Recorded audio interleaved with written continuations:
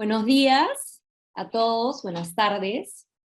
Les doy la bienvenida al Seminario Internacional Ficción Televisiva, Amor Romántico y Representaciones de Género, organizado por la Cátedra UNESCO de Igualdad de Género en Instituciones de Educación Superior, en coordinación con el Observatorio Audiovisual Peruano, Grupo de Investigación de la PUC.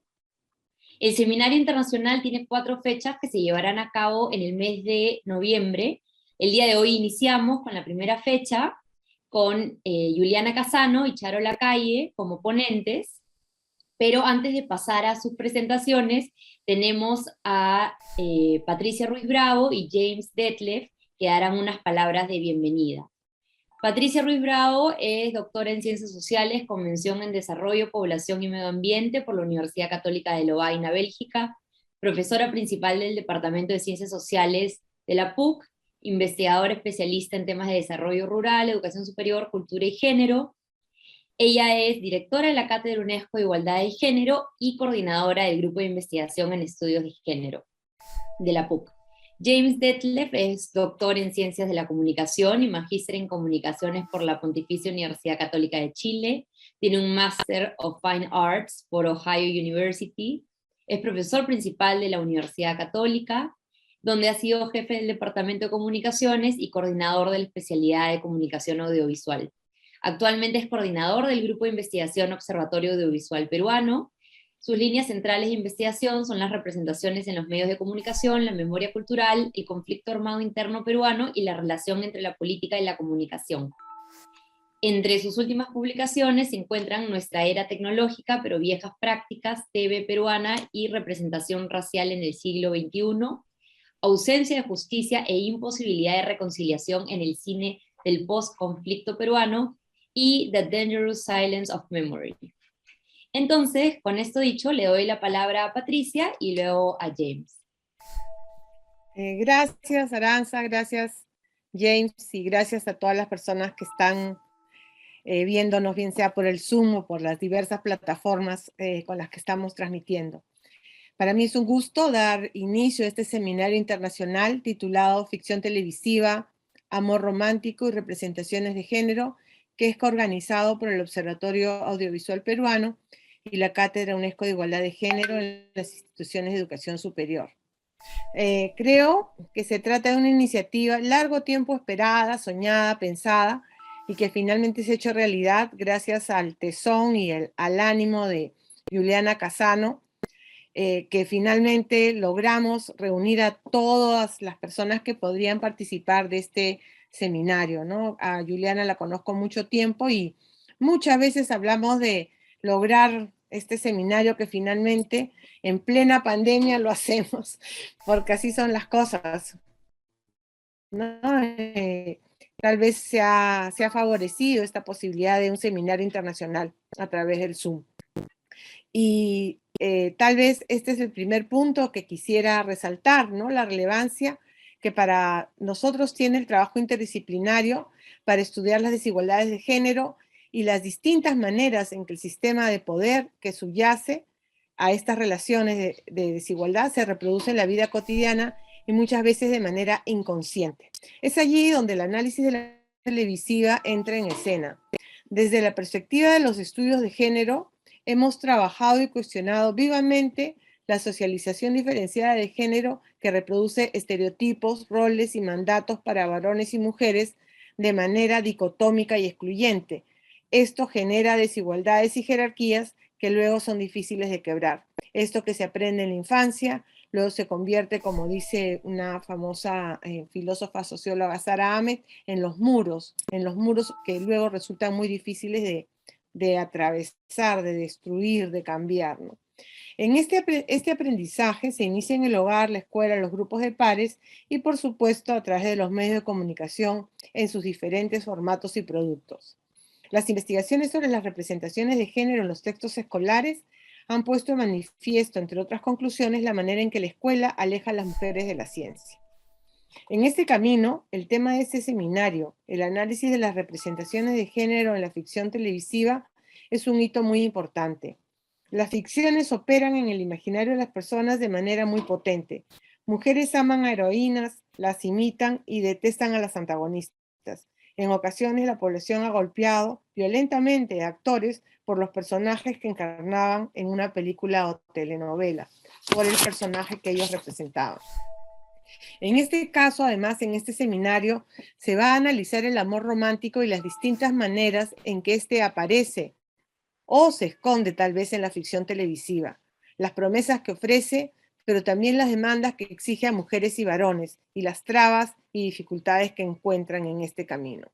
Desde la Cátedra UNESCO nos parece muy oportuno analizar los discursos y las narrativas que subyacen al amor romántico.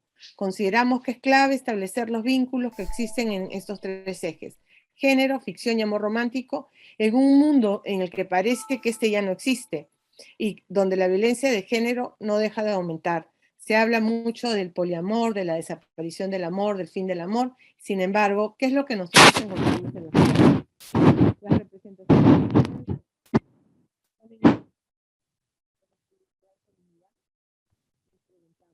¿Qué cambios y permanencias se dan? ¿Cuáles son los desafíos que nos plantean los autores?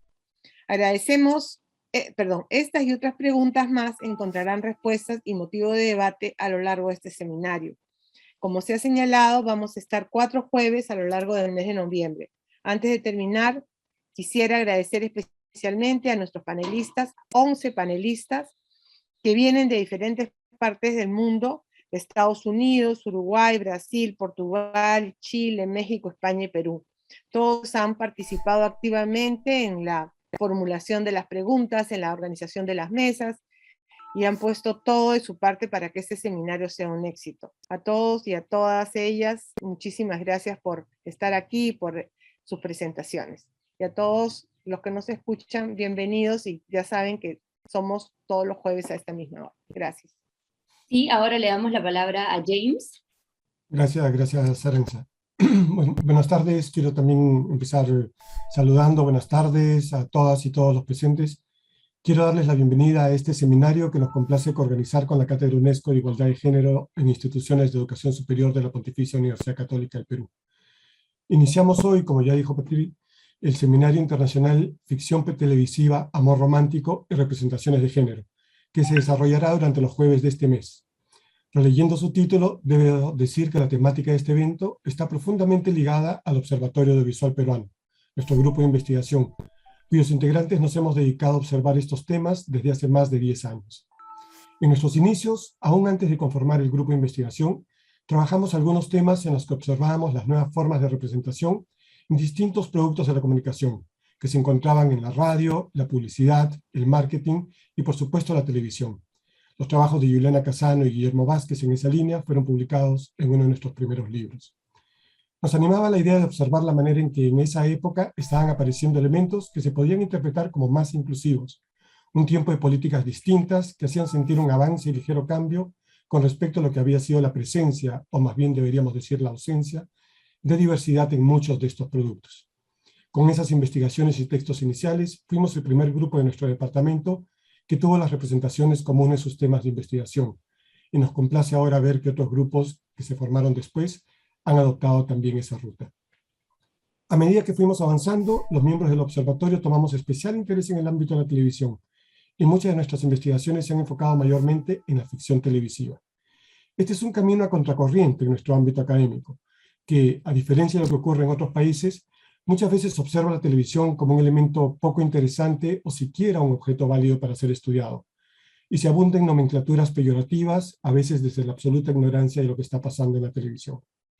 Nosotros observamos a la televisión como una industria, quizá pequeña en nuestro país a comparación de otros espacios, pero sobre todo como una práctica cultural, que permite construcción de imaginarios y genera lazos de unidad y de identidad.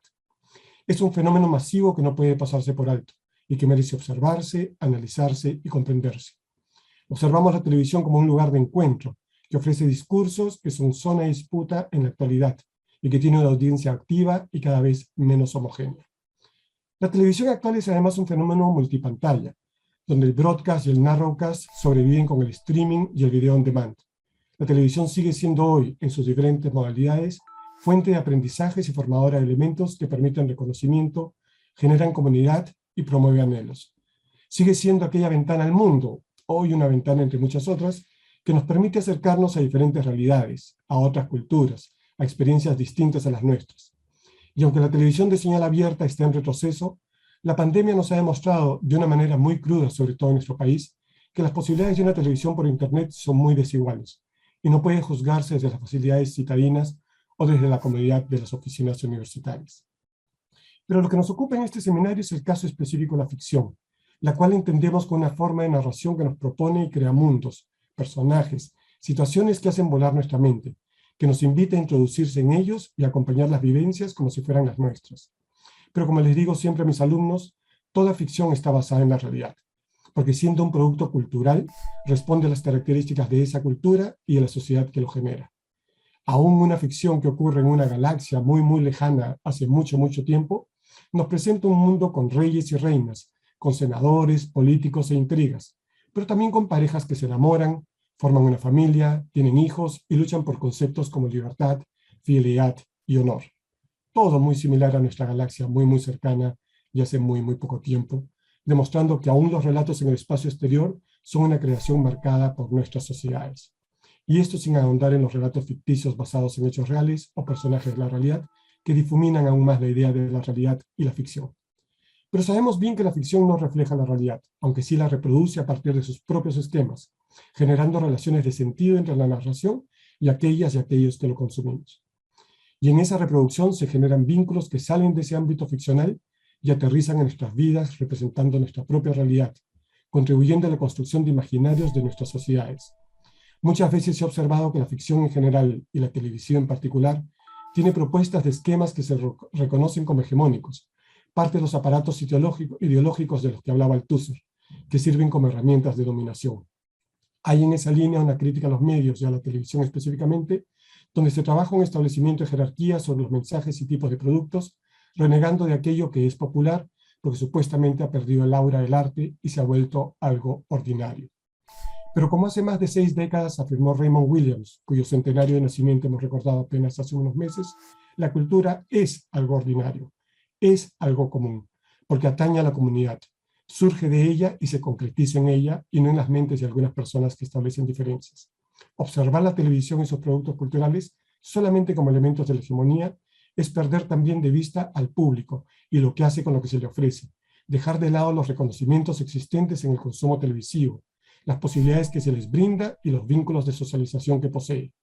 Es no comprender los procesos de resemantización de los mensajes y a través de todo ello, las posibilidades de formaciones identitarias, donde las audiencias pueden imaginarse y comprenderse a partir de sus relatos. Es no entender las posibilidades del uso de la televisión como un elemento colaborador en los cambios de la sociedad, para nutrirla, para plantear temáticas y generar presencias. Es por este motivo que en el trabajo que realizamos en el Observatorio Audiovisual Peruano, el foco de nuestras investigaciones en los últimos años ha sido analizar las representaciones de género, étnicas, de clase, para identificar los cambios y permanencias, los avances y los retrocesos, las resistencias más fuertes y las posibilidades más factibles. Y encontramos que colegas de otros ámbitos en el mundo tienen preocupaciones e intereses similares. Desde hoy y en los próximos jueves de este mes de noviembre, en este seminario, las y los invitados de Brasil, Portugal, Estados Unidos, Uruguay, Chile, México, España y Perú observarán cómo en las ficciones de sus respectivos países son representados las y los héroes de los relatos de la telenovela, cómo son las representaciones de género y de clase en las ficciones criminales. Nos hablarán del amor romántico y del amor confluente, de las relaciones en diferentes etapas de la vida y también de la violencia de género. Con sus investigaciones observaremos también a través de la ficción cómo se construye un imaginario de sociedad que colabore en sus cambios para mejorarla o reafirme esquemas hegemónicos. Para finalizar, quiero agradecer a las personas que trabajan con nosotros en nuestro grupo de investigación. Son predocentes, alumnas y alumnos que desarrollan parte importante del trabajo que permite rendir los frutos que hemos tenido en estos años. Quiero agradecer especialmente a Juliana Casano, quien ha sido la verdadera artífice, al menos desde nuestro lado, de la organización de este seminario, de su propuesta y su planteamiento. Agradezco nuevamente a la Cátedra UNESCO de Igualdad de Género en Instituciones de Educación Superior, a Patti Ruiz Bravo y a Arantxa Pizarro por el trabajo en conjunto con Juliana en la organización de este evento y espero que podamos seguir trabajando en nuevos proyectos. Quiero agradecer también la presencia de Eduardo Adriancén, que es un guionista peruano y que es guionista de una de las ficciones de las que se hablará el día de hoy. Dejamos entonces a las y los investigadores invitados, a quienes agradecemos por su participación y alcances, para dar inicios a la jornada de hoy. Muchas gracias a Patricia y a James por las palabras de bienvenida.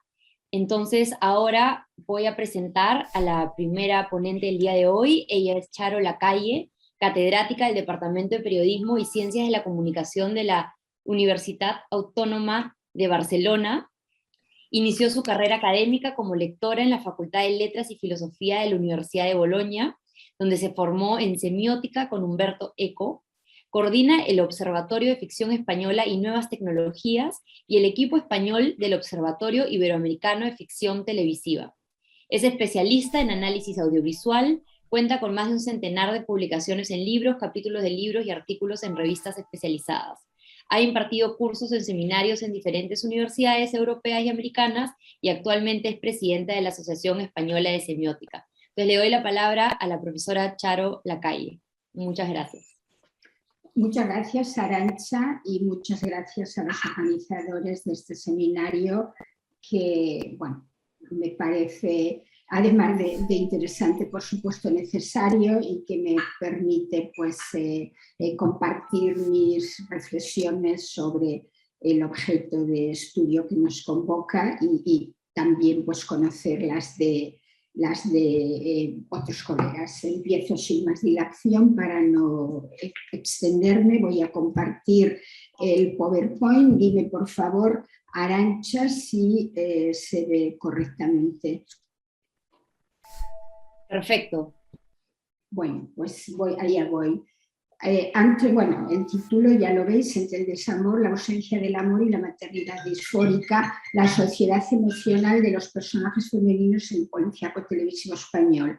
Es quizás un poco diferente al resto de las intervenciones, quizás pienso porque voy a enfocar pues, una cara de las relaciones sentimentales y de las relaciones familiares que normalmente no se ve tanto en la ficción televisiva.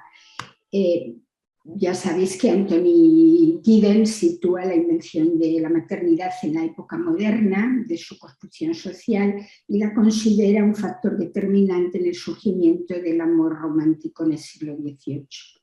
El postulado de que el amor romántico, una vez encontrado, duraría para siempre y su asociación indisoluble con la maternidad, terminaron forjando una separación de roles en el hogar sustentada en el papel de la sexualidad femenina en la reproducción. Esta asociación entre la sexualidad femenina y la reproducción terminó a su vez por desexualizar la figura de la madre, un legado que la ficción televisiva reitera con sorprendente, sospechosa casi diría yo, pulcritud. Las representaciones posfeministas de la maternidad resexualizan a la buena madre y la dotan de una creciente presencia pública. Se ensalza lo que Hayes llama maternidad intensiva, al tiempo que se repropone un sujeto femenino empoderado. Este término es polisémico, que no puedo detenerme a analizarlo aquí, capaz de integrar sin esfuerzo aparente el cuidado de sus hijos con su vida sentimental y su desarrollo profesional. Susan Douglas y Meredith Michaels denominan New Mummies esta visión romantizada de la madre que propugna un grado de perfección absolutamente fantasioso y la consideran una manera eficiente de redomesticar a la mujer. Las expectativas generadas por esta supermujer posfeminista convierten a la madre trabajadora en una madre inevitablemente imperfecta, que ha encontrado en los personajes femeninos del thriller televisivo el imaginario idóneo donde evidenciar la imposibilidad de la maternidad ideal. Al igual que los protagonistas de Homeland, de Killing, de Bridge o de Fall, referentes paradigmáticos de las representaciones disfóricas del amor romántico y de la maternidad, los personajes femeninos del policíaco español son mujeres poco convencionales, ambivalentes, complejas o incluso contradictorias porque transgreden al tiempo que reaseguran tanto las lógicas feministas como las estructuras patriarcales de la feminidad. Las protagonistas de los 9 thrillers estrenados en España entre 2020 y 2021 comparten con las detectives mencionadas de la ficción internacional 2 de sus tropos distintivos que las convierten en figuras paradigmáticas de la alteridad. 1, el aislamiento respecto de su entorno, y 2, su diversidad. Rosa, El sabor de las margaritas, Sara, La caza, Andrea La Fossa, Mónica Névoa, son foráneas desplazadas desde la ciudad hasta el pueblo donde ha sido hallado el cadáver. Un incipit canónico del viaje del héroe en busca del Hurunit, que no siempre termina con el reconocimiento, que es la última función de Prog, ¿no? El happy en hollywoodiano. Perdón. De hecho, la teniente del sabor de las margaritas es detenida al final de la serie por haber suplantado la identidad de otra compañera para investigar el asesinato de su hermana. Névoa concluye con el regreso a casa de Mónica para enterrar a su hija asesinada en el curso de la investigación que lleva a cabo Mónica. La neurodiversidad de Laia, antidisturbios, compatible con alguna variante del síndrome de Asperger, ilustra el segundo tropo recurrente en la caracterización de las mujeres policías, su diversidad, que las sitúa en los límites normativos de la feminidad. Rosa, El sabor de las margaritas, recurre constantemente a los ansiolíticos para paliar el estrés que padece desde el asesinato de su hermana, al igual que Sara, La caza, quien se dedica para mantener a raya los traumas de su infancia.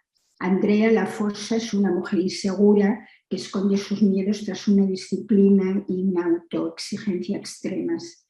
El marido desaparecido de Sonia, Desaparecidos, la equipara con los familiares de las víctimas, mediante una proyección en las desgracias ajenas que frecuentemente colisiona con su profesionalidad. Algo semejante le ocurre a Isabel Parot, que fue violada cuando era poco más que una adolescente. Carla, La unidad, padece un cáncer de mama figurativizado mediante la pérdida completa de su cabello. Los pechos y el cabello simbolizan históricamente los 2 símbolos culturales de la feminidad, por tanto es un ejemplo realmente ilustrativo. En consecuencia, y por paradójico que parezca, esta aproximación a la otredad de las heroínas del policíaco evoca inevitablemente la asociación tradicional de las mujeres con la debilidad y la inestabilidad emocional, en la construcción de unos personajes femeninos caracterizados, sin embargo, con abundantes rasgos de la masculinidad tradicional. Ninguna de estas mujeres mantiene una relación sentimental estable, y en las contadas ocasiones en las que emerge su sexualidad, la referencia dominante es asimismo la masculinidad tradicional. Por ejemplo, Laia, de Antidisturbios, asalta sexualmente en una discoteca a uno de los policías a los que investiga. Todas ellas desdeñan los cánones de la feminidad al uso. Mónica Névoa está divorciada de un marido que la abandonó por otra mujer y vive absorbida por su profesión. La desaparición del novio de Sonia representa también un abandono, aunque en este caso se tratase obviamente de un acto involuntario. La inestabilidad mental de Laia, Antidisturbio, Rosa, El sabor de las margaritas y Sara, La caza no resultan compatibles con el amor, al igual que la inseguridad patológica de Andrea La Fossa. Carla utiliza el pretexto del desamor para alejar a su marido de su lado y ocultarle así tanto el cáncer que padece como los estragos de su cuerpo en el tratamiento médico que recibe.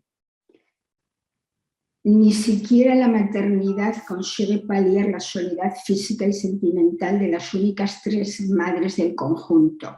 Pero la peculiaridad de Névoa respecto de las protagonistas de La unidad y de Parot reside precisamente en que la mirada disfórica que proyecta sobre las relaciones sentimentales y la maternidad abarca también al resto de las mujeres de este thriller policial, muy crítico con la estructura familiar, tanto intergeneracional como nuclear o monoparental. Névoa está ambientada en una pequeña isla gallega a donde se desplaza la teniente de la Guardia Civil, Mónica Ortiz, para investigar el asesinato de una joven de 18 años. La acompaña su hija Vega, una universitaria a quien la madre intenta alejar del novio maltratador. Mónica es una mujer en la cincuentena que encarna de manera paradigmática a la madre imperfecta del posfeminismo, absorbida por su trabajo y despreocupada totalmente de su apariencia, viste ropa holgada y poco femenina, fuma, bebe y tiene unos gustos gastronómicos en las antípodas de los de su saludable hija vegana. Pese a la relación de cercanía que mantienen, Mónica no duda en enfrentarse duramente a Vega, su hija, cuando la sorprende en la cama con el exnovio maltratador, quien ha viajado a la isla con intención de persuadirla para reanudar la relación. La prohibición por parte de Mónica de que vuelva a verlo induce a Vega a abandonar la isla para reencontrarse de nuevo con el hombre. Una decisión fatal que culminará con el asesinato de la joven y convertirá la culpa en la isotopía temática de la maternidad disfórica, porque de una manera u otra todas las madres de la serie van a perder a sus hijos, en cierto modo. Vamos a verlo a continuación. La otra madre de la serie, Guardia Civil también, es la sargento Carmela Souto, y al igual que Mónica es una profesional entregada cuyo aspecto andrógino también la comuna con Mónica en el desinterés por los cánones de la feminidad al uso. Pero a diferencia de la teniente, la profesión de Carmela no parece condicionar su vida familiar. Cuida de su hijo y de su padre enfermo, cultiva sus relaciones vecinales e incluso sus propias verduras. Tiene un huerto, pero su marido está a punto de abandonarla por una chica de la edad de su hijo.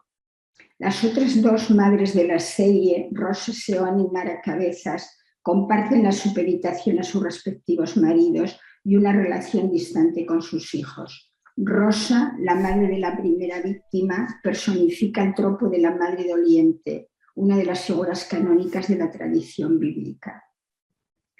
Mara, la esposa del potentado local, encarna el prototipo de la mujer objeto, supeditada completamente a su marido. Sobreprotege al hijo varón, que la desprecia, al igual que el padre, mientras descuida a su primogénita.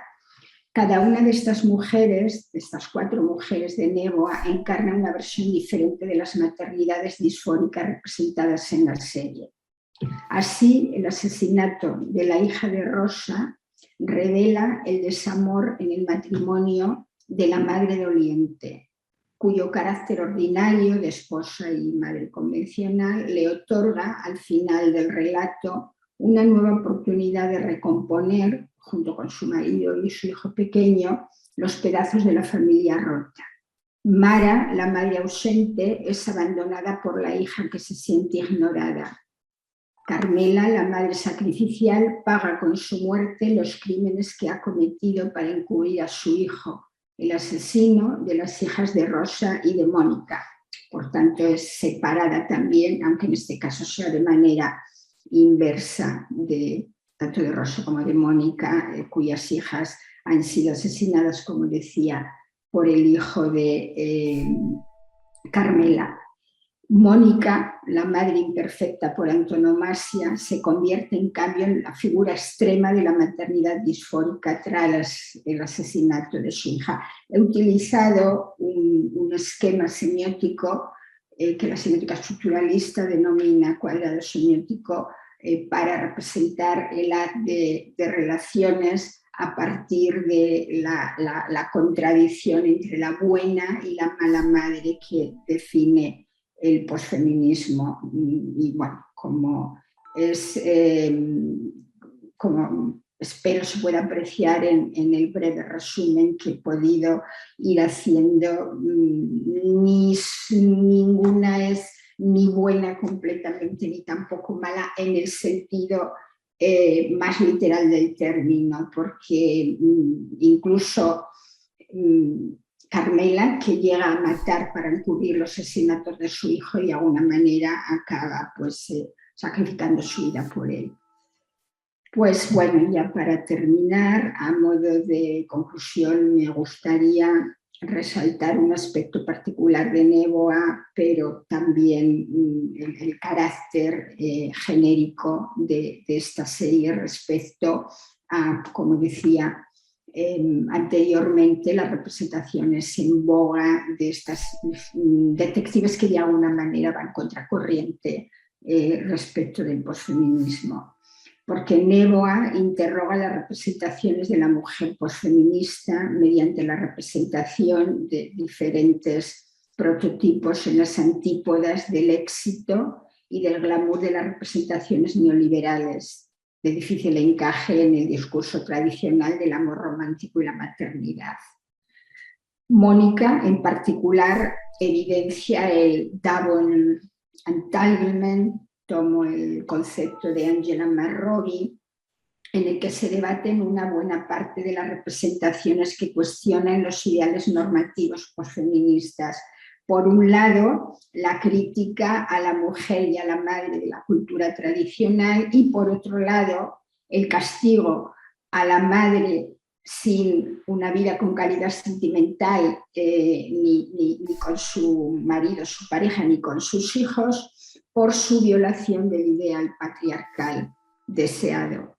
Aún así, en una era de, tristemente, antifeminismo renovado y de poder femenino comercializado, Mónica reivindica la capacidad de este tipo de personajes. Cito literalmente para concluir una frase de Walters y Harrison que los define de la siguiente manera: renegados, duros, desordenados y no normativos, pero que son capaces de agujerear aún más los sudarios maternos que venimos utilizando ya desde hace demasiado tiempo.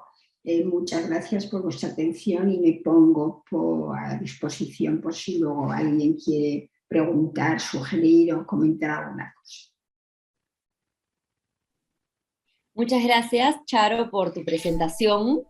Quisiera comentar que todas las preguntas las pueden ir escribiendo por chat.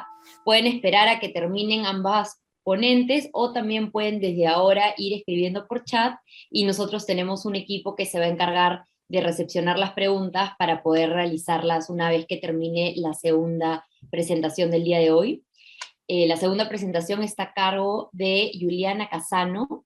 Ella es doctora en Sociología y magíster en Estudios de Género, es profesora asociada de la Universidad Católica del Perú, co-coordinadora nacional del Observatorio Iberoamericano de la Ficción Televisiva, miembro del Grupo de Investigación PUC Observatorio Audiovisual Peruano, del Grupo de Estudios de Comunicación de Gobierno de Latinoamérica y de la sección Gender and Communication de la International Association for Media and Communication Research. Sus áreas de interés son las representaciones de género en el audiovisual, la telenovela, las narrativas transmedia y las audiencias.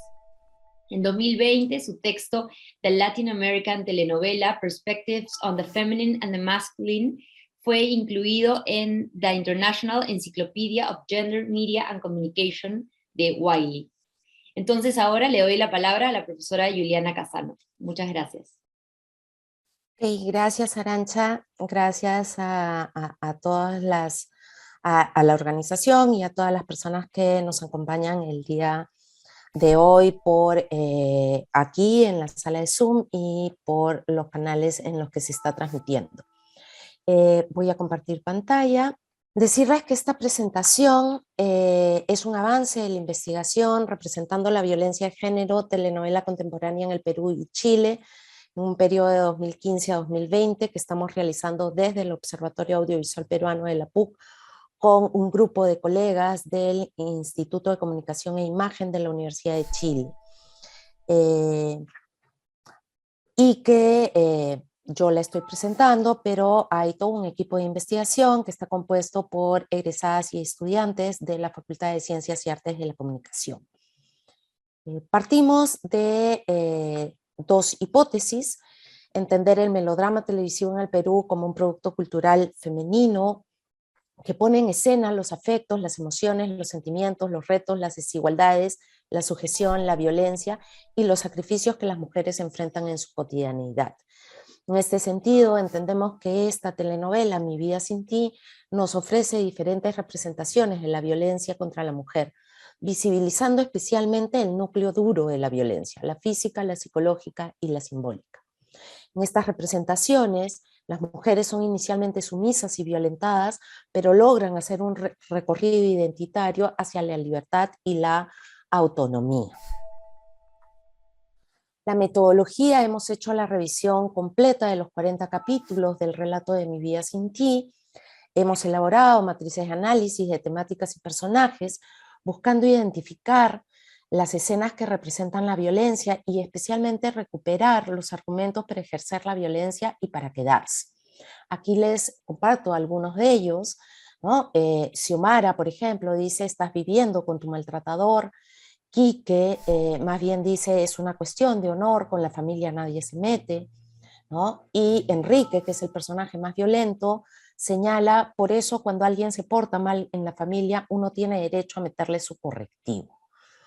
En un segundo nivel hemos identificado los procesos de escalada de violencia, identificando además a los personajes victimarios y víctimas, y finalmente esto nos ha ayudado a identificar las expresiones o las representaciones del amor romántico y el amor confluente.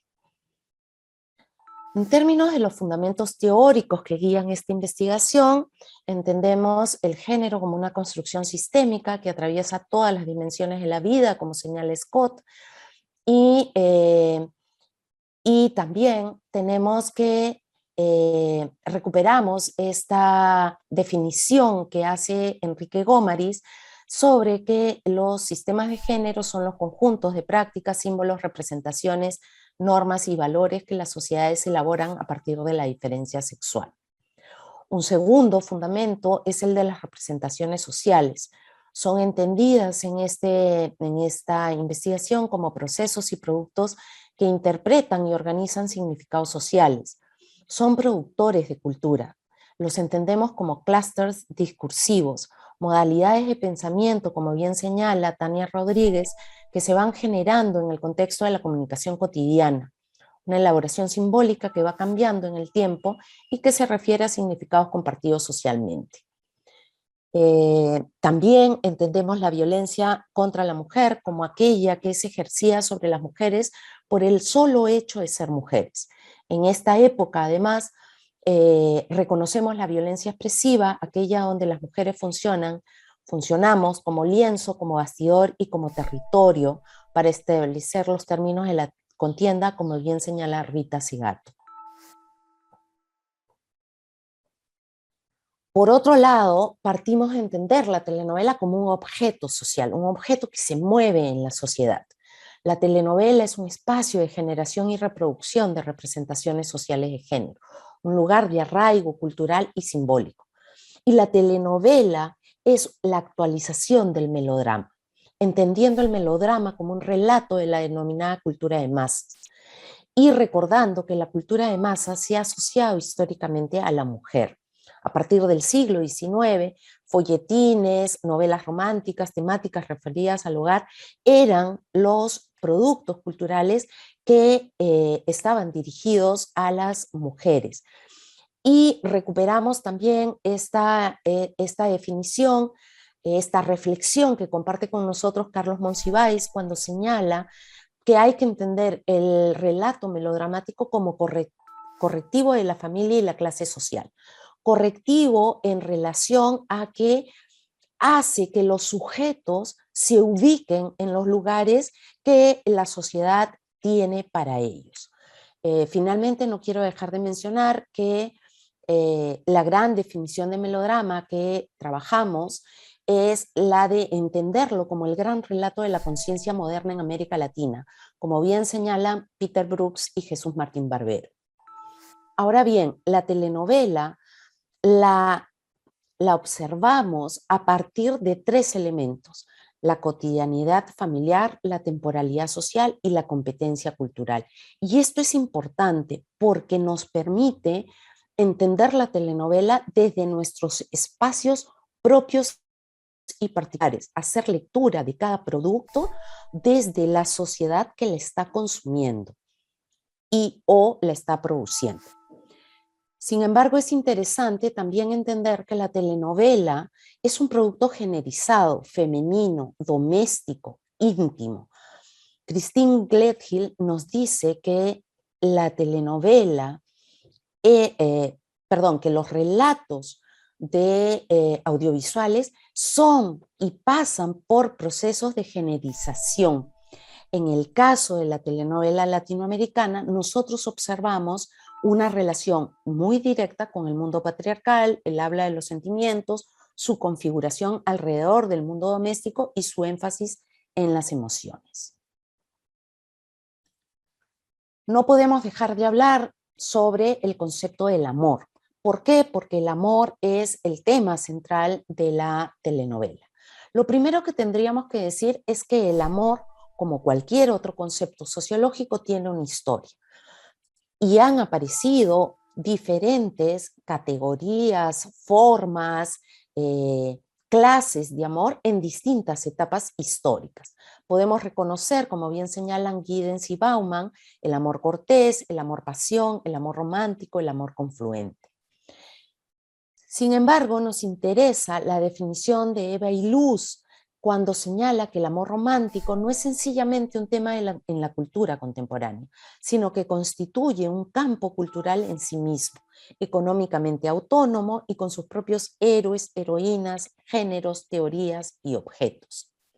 A esto le añadimos el enfoque que desarrolla Doris Sommer cuando nos plantea que existe una estrecha relación entre la política y el relato de ficción romántico en el proceso de construcción de lo nacional en América Latina. Pues las novelas fundacionales, las ficciones fundacionales de América Latina tienen o pasan por una relación y una consolidación del concepto de amor romántico. Doris Sommer trabaja, por ejemplo, con la novela María de Jorge Isaacs para plantear esta relación que existe y esta construcción que hace la novela de los sujetos necesarios para las nuevas naciones que se están formando en América Latina.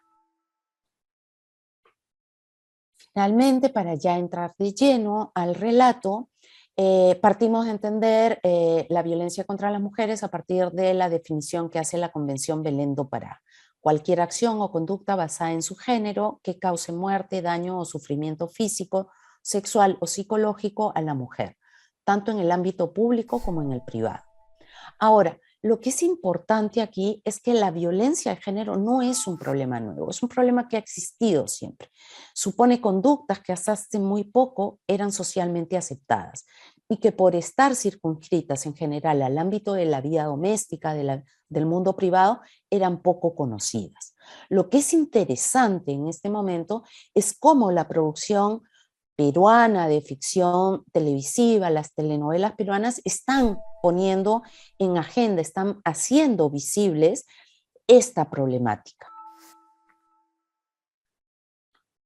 Simplemente para entender, para aquellos que nos visitan desde otros países y que están asistiendo a esta charla desde otros países, entender algunas cifras de la violencia de género en el caso peruano, ¿no? En el caso peruano, en los últimos años, en relación a feminicidios, sumamos en los últimos 5 años más de 800 feminicidios.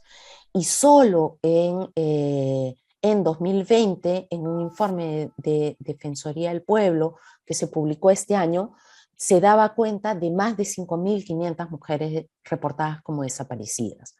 En este año 2021 ya tenemos más de 70 casos de feminicidio y Defensoría del Pueblo nos alerta porque dice que esta cifra se ha incrementado en relación a la cifra del año pasado en un 16%. Todas las instituciones que tienen que vigilan, que hacen vigilancia sobre el tema de violencia contra las mujeres, señalan que el machismo en la sociedad es la causa principal de la violencia contra la mujer. Vamos a ver un fragmento. ¿Eres tú?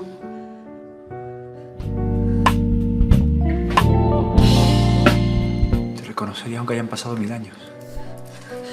Tú ¿Tú vives aquí? Ya, pero no voy a permitir que pongas en peligro a Amanda. ¿Y a ti qué te importa lo que yo hago de mujer? Como una mujer como tú, tan sensible e inteligente, acabó casándose con un hombre como él. Si no quieres hacer nada, no te preocupes, pe. Yo voy a hacer todo el trabajo. Te estoy diciendo que no, entiende que no. ¿Sabes qué? Ya me cansé. Yo sí quiero ahora, ¿ya? Agradece que todavía te tengo ganas. Vas a despertar a los chicos, Pechola. Hace tiempo no la pasaba tan bien. Pero no me pidas que acepte que tú ahogues lo mejor de ti misma, tu talento y tu esencia. Yo te amo demasiado como para que ese miserable te haga daño.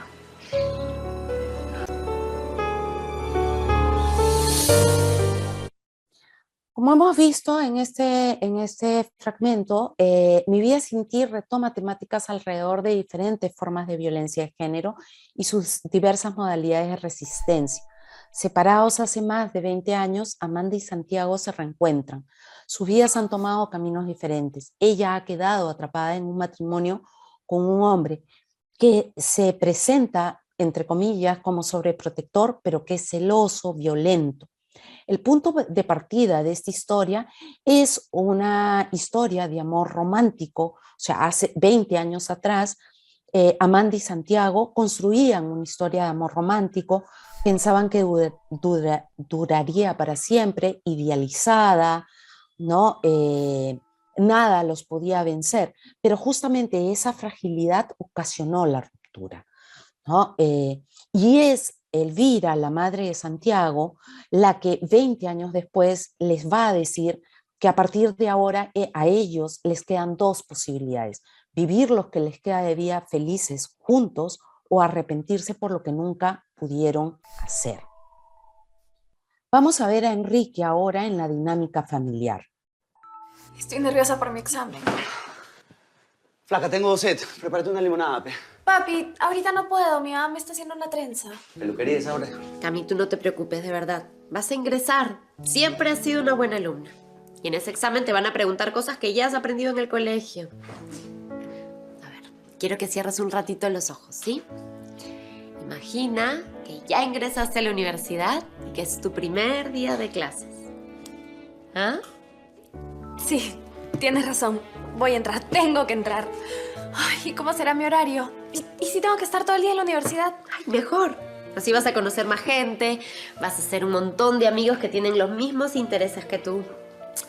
Oye, te cuento que yo me he metido en un curso de pintura con una profesora buenísima. ¿En serio? Sí. ¡Genial! Las dos vamos a estar estudiando lo que nos gusta. ¿No es lo máximo? Sí. Vamos a ser las alumnas superpoderosas. Qué bonito. ¿A dónde están felices, fe? Porque van a estudiar lo que les gusta, ¿no? Con la plata que produce ¿quién? Quique y yo. Que nos partimos el lomo todo el día, trabajando para traer plata a esta casa. No, pues estas son las mujeres de ahora, pe. Hacen lo que quieren, estudian lo que quieren. ¿Ah? En cambio yo veo cansado de trabajar todo el día y me tengo que pedir un delivery. Me tengo que atender yo solo. Me tengo que preparar mi limonada yo solo. Increíble. Ya veo cómo va a ser esto. Camila en la universidad todo el día. Tú en tu cursito de pintura. Esto no va a funcionar. La casa va a ser un caos. De verdad, te lo digo en serio, Amanda. Cada uno tiene que cumplir con sus obligaciones. Si no, esto no funciona. Amanda, si no, esto no funciona.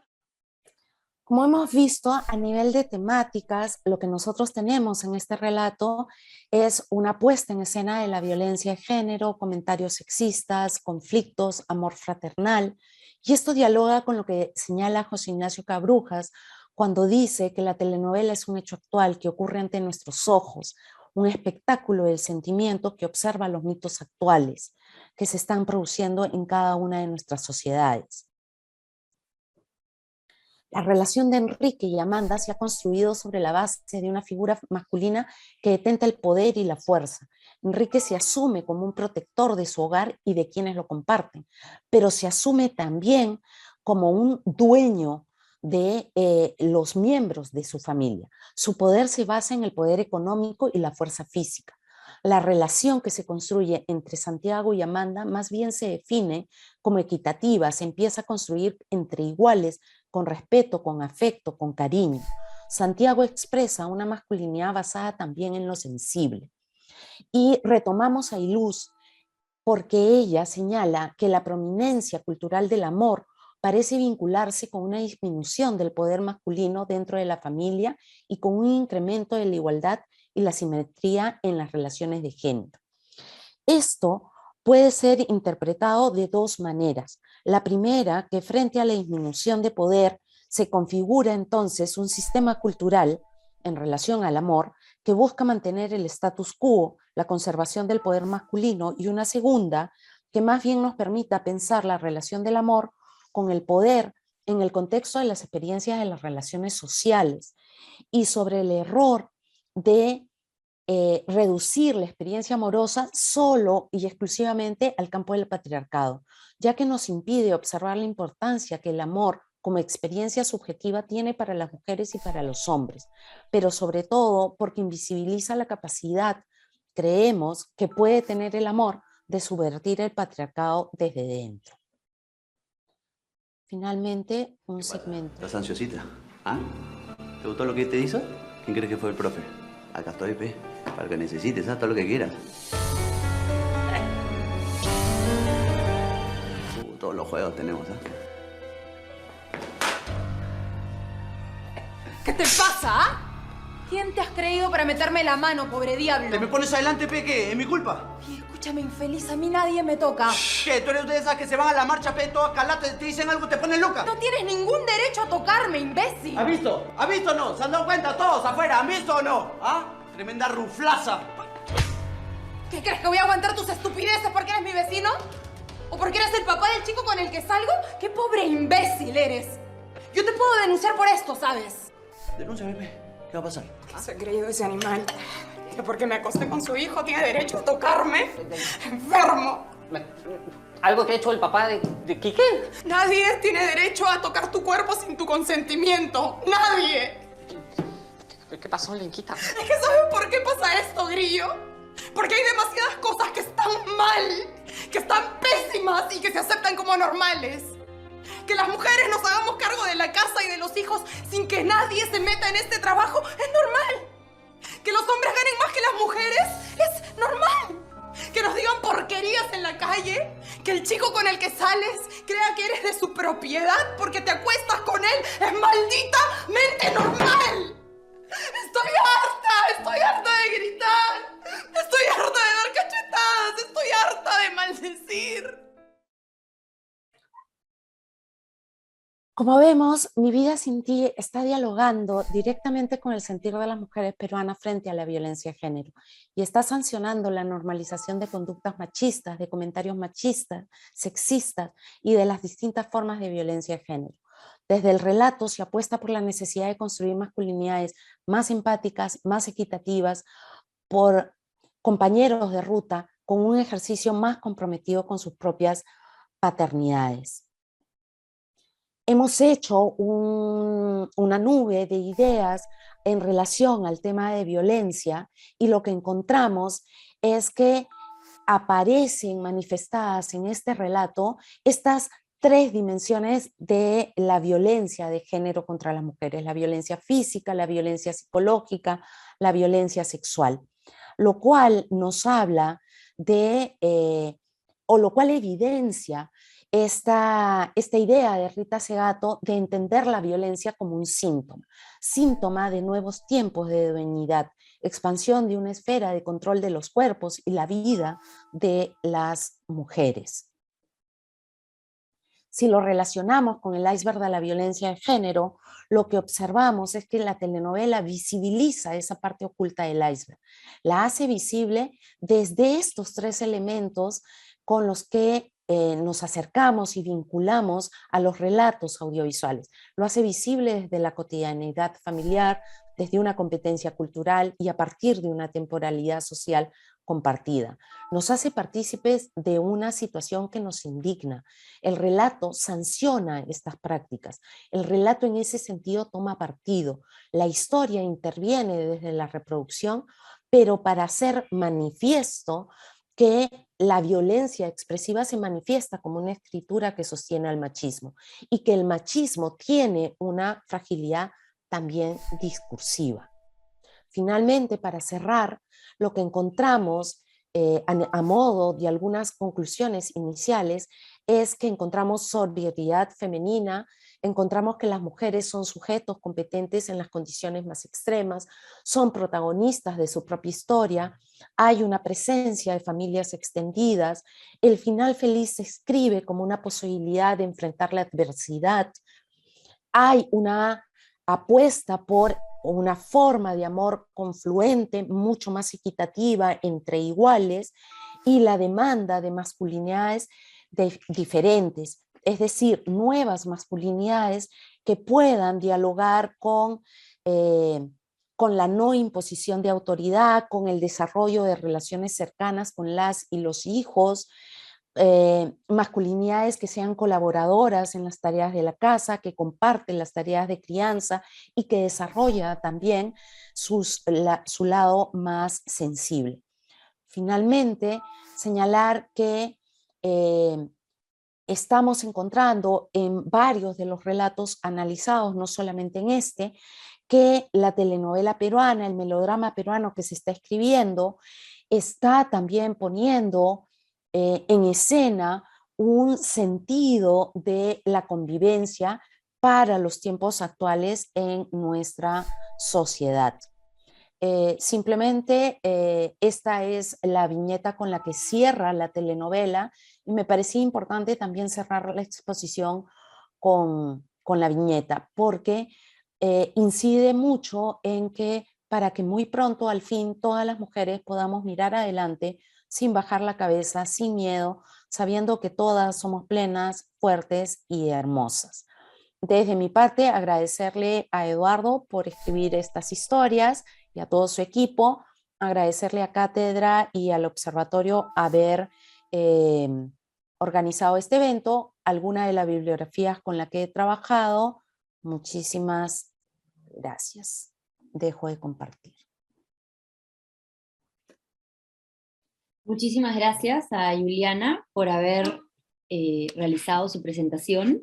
Entonces ahora vamos a invitar a la profesora Charo también para poder estar las tres y empezar con la parte de preguntas. Entonces creo que ahí desde el soporte de la PUC ya van a poder agregar a la profesora Charo y a la profesora Juliana. Entonces ahora ahí está perfecto. Entonces ahora, bueno, les agradezco a las dos por sus presentaciones y entonces pasamos a la parte de preguntas.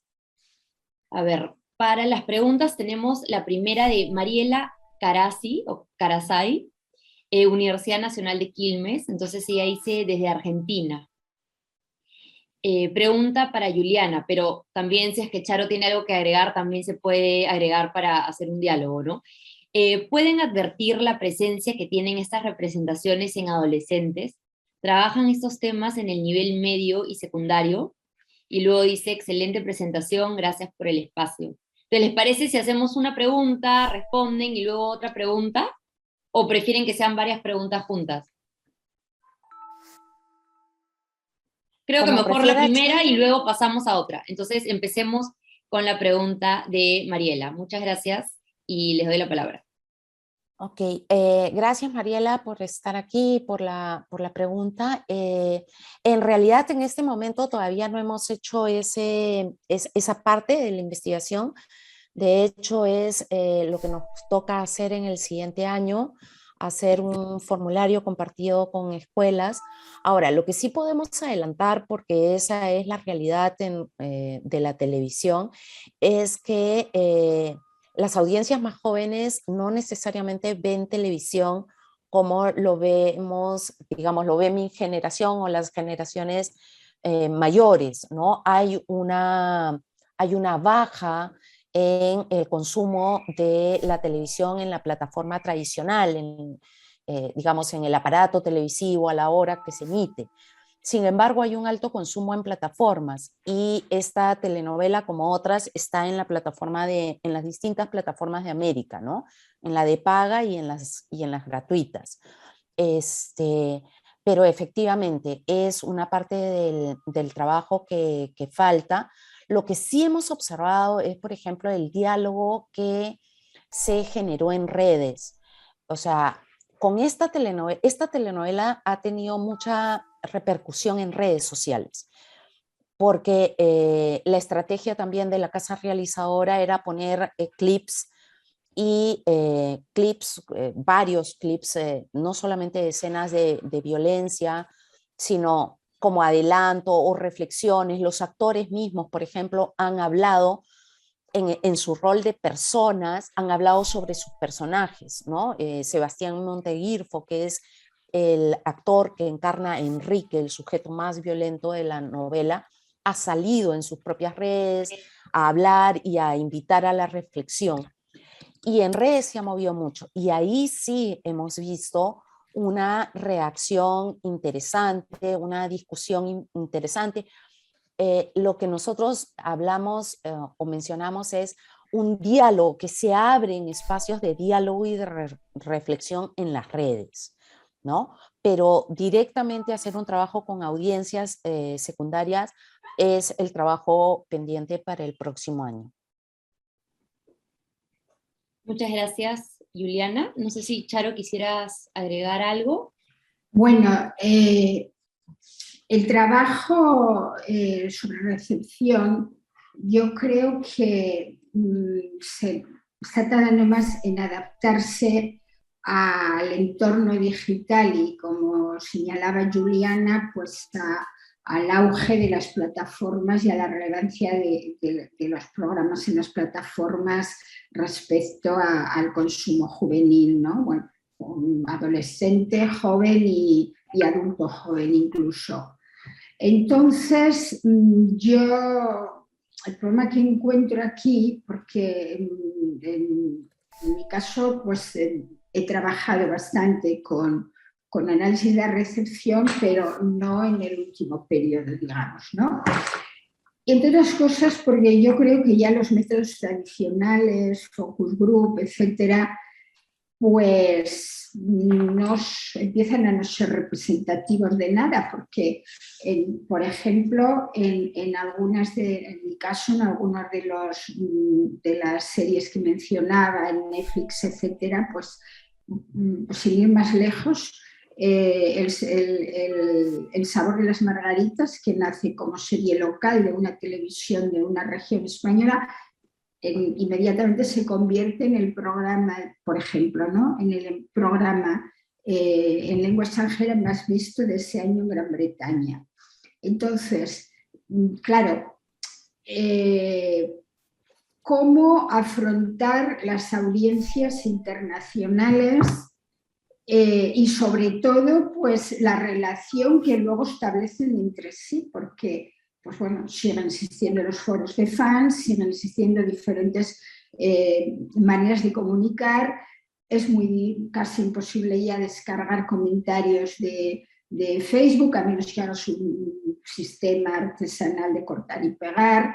Ya empieza a ser más difícil en Twitter, y los de Twitter pues no tienen tanto sabor, digamos, ¿no? Porque son demasiado breves. En fin, yo creo que es algo que en otros ámbitos, comunicación política, etcétera, se ha avanzado más.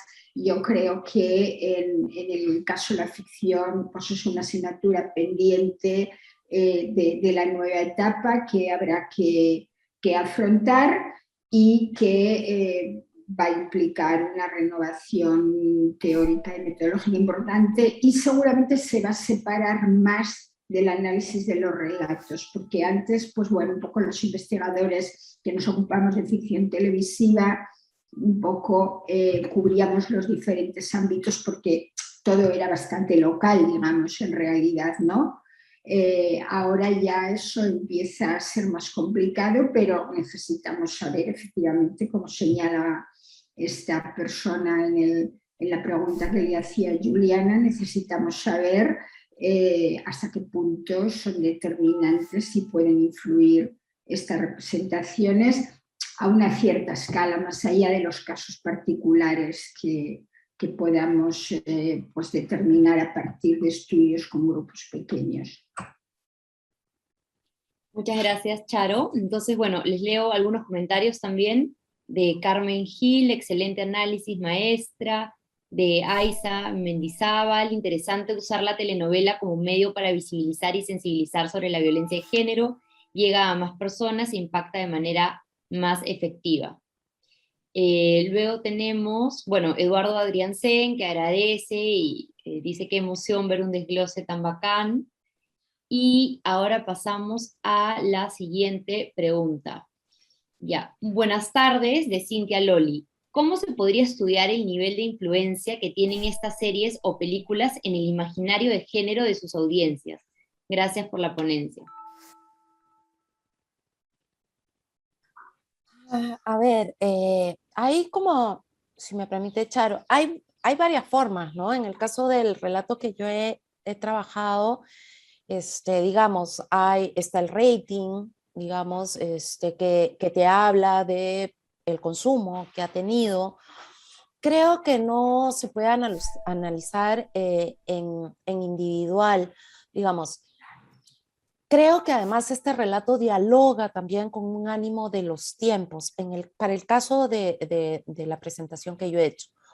Porque evidentemente en el Perú, como en otras partes de América Latina y Europa, hay un cansancio frente a la violencia de género, hay un espíritu de los tiempos muy fuerte pre-pandemia, además, de decir basta ya, ¿no? Hasta aquí nomás, y digamos, el Me Too norteamericano, pero las manifestaciones en Francia, el Ni Una Menos a nivel de Latinoamérica, en cada uno de los países. Entonces, creo que estos relatos ayudan a instalar o a validar y a sumar a ese imaginario. No sé si el tema sea o pase por una medición cuantitativa, sino a cuánto se puede poner en discusión y en diálogo estos cuestionamientos, estas preguntas, ¿no? Puede que de pronto lo que está ocurriendo es que la violencia de género la vemos como muy lejana, como algo que le sucede a otros o a otras, pero cuando la vemos en la novela que se estrena además en el horario del prime time, ya no es tan distante, porque una de las cosas que yo mencionaba era estas características de cotidianidad familiar. O sea, la ves a la interna de tu casa, la ves en tu espacio más íntimo, más privado, la ves en tus propios tiempos y a partir de tu propia experiencia. Y entonces, para mí, uno de los hechos más importantes de la telenovela es que te puede permitir reconocer en eso que ves algo que tú puedes estar viviendo y que no sabes que está mal, que no es correcto. O sea, cuando hay ese enganche, cuando tú puedes reconocer en esa historia algo que hace resonancia con tu experiencia, creo que puede ser rico, digamos. Por ahí iría, digamos, mi reflexión.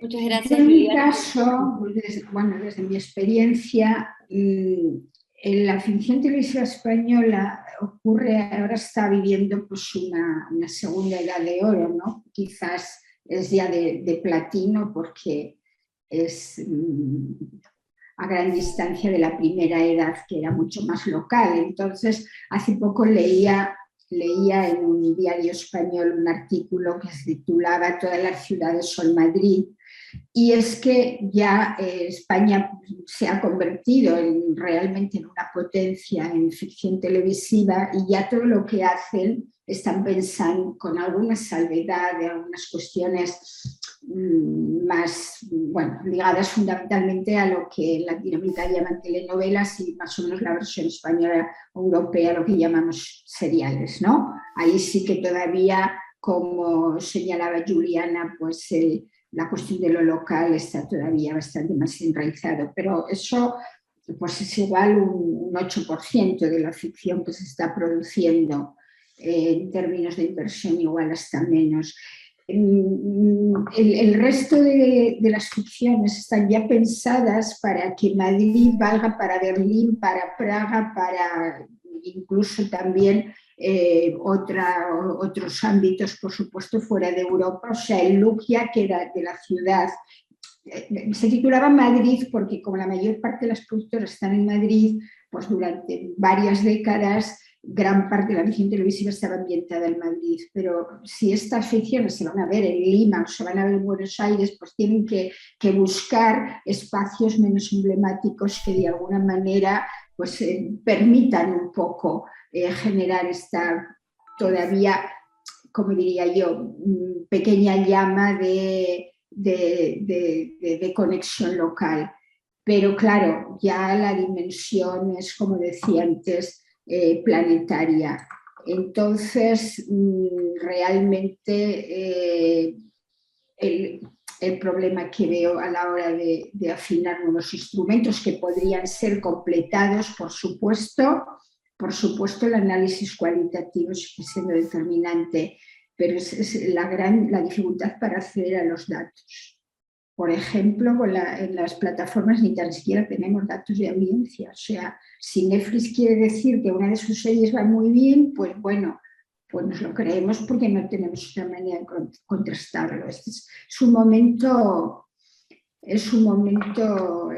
como diría yo, de transición y ahí sí que yo creo que convendría trabajar con sociólogos, con psicólogos, con equipos interdisciplinares y claro, con ingenieros también, porque necesitamos a alguien que nos ayude a descargar, por ejemplo, los comentarios, ¿no? de las ficciones que hace la gente, que nosotros hemos trabajado durante varios años este ámbito y también el fandom en la ficción española, pero como decía, ahora ya cosas que hemos hecho con Facebook, ahora ya no sería posible porque ya no hay acceso a los comentarios. Entonces, el gran problema, de la misma manera que no hay acceso a los datos de audiencia, están cerrando también el acceso a estas otras maneras, formas de manifestación espontánea, porque ya en las encuestas también pueden servir, vamos, los cuestionarios para completar, pero yo ya creo menos.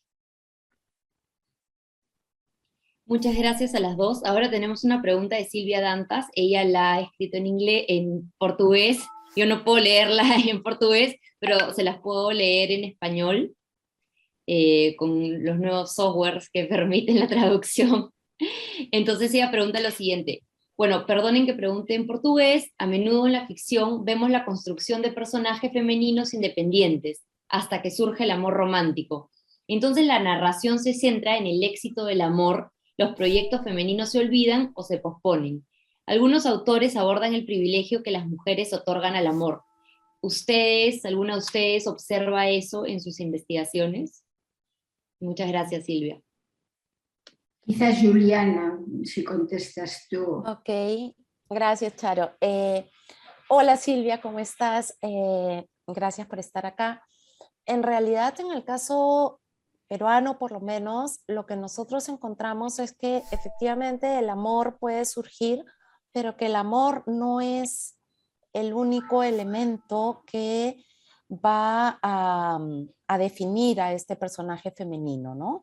En las historias, por lo menos en el mapeo que nosotros tenemos desde el 2014, me parece, en adelante, lo que encontramos es que muchas de nuestras protagonistas, de las protagonistas de las historias, sí van a hacer una apuesta por el amor, pero por esta forma de amor más diferente. O sea, los sujetos masculinos con los que se van a relacionar son sujetos masculinos que expresan estas nuevas masculinidades.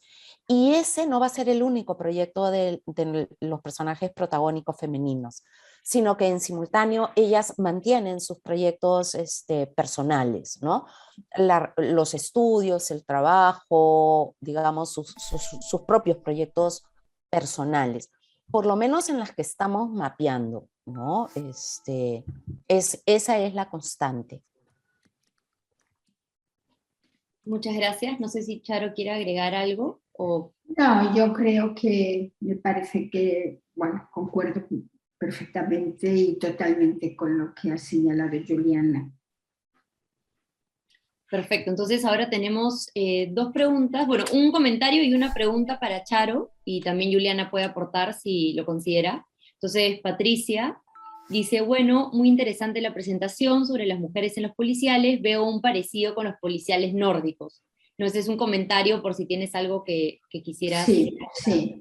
Yo creo que el policíaco nórdico ha influido no solo en la ficción española, que por supuesto, de hecho ya os he señalado que casi todas estas ficciones están ambientadas en un pueblo, por ejemplo, ¿no? Comunidades cerradas, etcétera, sino también en la ficción norteamericana. Entonces, pues sí, es decir, ha habido como una especie de refundación del policíaco español en estos 2 últimos o 3 años, y a mí me interesa particularmente precisamente porque yo creo que es la única tipología, en términos generales, puede haber alguna otra excepción, pero es la única tipología de serie, de ficción televisiva, donde los personajes femeninos tienen gran relevancia, de hecho, entre las que he citado, ellas son las protagonistas, donde no hay cabida para el amor romántico. No es que presenten una alternativa atractiva, porque ellas no son felices, o sea, tienen problemas, como he señalado, de todo tipo, e incluso el personaje más positivo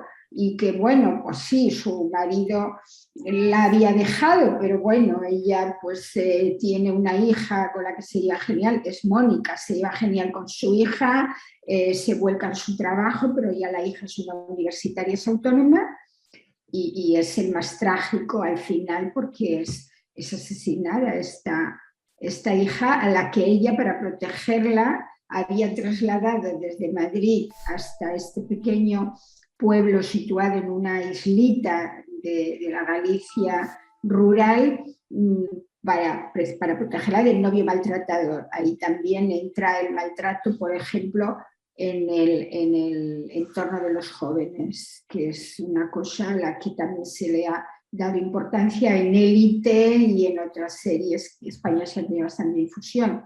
Y si la hubiese dejado en Madrid, pues bueno, a lo mejor hubiese caído en las garras del novio maltratador seguramente, pero no hubiese muerto. Entonces es el dolor tan grande de Mónica, ¿no? Que consigue desenmascarar a los asesinos, porque en realidad van a ser 2 al final, no 1, pero no consigue salvarla. Y bueno, eso tampoco es una novedad exclusiva de la ficción española. Hay algún ejemplo más, pero es bastante raro, ¿eh? Es bastante raro que muera la hija o el hijo asesinado de la investigadora en el curso y de manera indirectamente o no relacionada con la investigación. Pues policíaco global también, ¿no? En cierto modo, aunque en este caso sea la antítesis, como decíamos, se diferencia del resto de la ficción, porque lo que plantea es eso, o sea, mujeres que no tienen pareja porque llegó el desamor y se acabó, mujeres porque sus maridos se han ido pues, con otras mujeres más jóvenes, o mujeres que se han volcado desde el primer momento tanto en su trabajo o tienen tales problemas que arrastran desde la infancia que no llegan a vivir plenamente una historia de amor. Muchas gracias, Charo. Tenemos otra pregunta para Charo y luego pasamos a una para Juliana. Esta pregunta es de Eduardo Adriancén. Él dice lo siguiente: hola, para Charo, tengo entendido que Patria ha sido el gran éxito de ficción en España. Tiene 2 protagonistas madres que creo manejan los conceptos tradicionales de maternidad, y luego agrega y dice, es decir, Patria deberá parte de su éxito a la empatía con las madres protas, tanto como al discurso político de reconciliación. ¿Fue la fórmula perfecta quizás? Gracias. Bueno, querría señalar, sí, me parece muy oportuno lo que dice Eduardo, querría señalar alguna cosa al respecto. Ha sido una de las series más exitosas fue en 2020 pero bueno, se supone que no tanto como La Casa de Papel, Élite, etcétera, pero como no nos dan datos, estas plataformas pues no lo sabemos, pero sí, de hecho es una serie, es una adaptación excelente, pero yo diría literal de un bestseller, de una novela. Entonces, hay una cosa, Eduardo ha puesto el dedo en una de las cuestiones, a señalar unas cuestiones que a mí me preocupan más porque uno de los ámbitos que me interesa particularmente del estudio de la ficción televisiva es la representación del pasado. Claro, Patria está ambientada en los años 90. Ese es un problema que yo siempre me he encontrado, sobre todo en la ficción televisiva española desde 2011, pues hay un número bastante importante de ficciones, de series, sobre todo. También hay seriales ambientados en el pasado. Claro, ahí es verdad que los personajes están adaptados, que el contexto, bueno, el pacto narrativo, el espectador acepta que en aquella época las cosas no eran así, pero más o menos, pero hasta cierto punto. Ellas son dos madres muy clásicas que ahora pues, probablemente costaría encontrar. Pero bueno, dicho esto, efectivamente el tema de ETA había sido abordado en 2016 o de una manera colateral sobre atentado fallido al rey, pero no la cuestión de las víctimas, la cuestión de la reconciliación o no. Y entonces llegaron dos grandes series en 2020 que fueron Patria y otra sobre los orígenes de ETA. Entonces, eso yo creo que el tema ya era suficientemente atractivo porque además pues, no hay tanto en audiovisual, en cine sí, pero en ficción televisiva no. Y efectivamente son dos madres. Pasa que sobre todo la que gana más premios es la madre que se ocupa de la hija discapacitada, ¿no? En el otro caso es sobre todo la relación con el marido antes de morir y muerto, pues de la prototípica mujer de clase acomodada, medio acomodada española de los años 90, que nunca había trabajado, que se va bien con su marido y que de repente lo matan. Y eso, de hecho, ella mantiene una relación muy distante con los hijos porque está como en otro mundo, ¿no? Los hijos asumen el dolor por la muerte del padre, pero a la vez pues está evanescencia de la madre que se pasa el tiempo en el cementerio hablando con el marido muerto, etc. Entonces, efectivamente, yo creo que estas dos figuras maternas y sobre todo también es que la interpretación, el guión, la interpretación es una serie de esas que se suele definir como redondas, pues también ahí jugaron un papel importante. Muchas gracias, Charo. Sí, algo que quería comentar es que todas las preguntas son por chat. He visto que alguien tiene la mano levantada, pero hemos acordado que todas las preguntas son por chat, entonces le pediría a la persona con la mano levantada que por favor nos escriba por acá. Gracias a James por recordarme.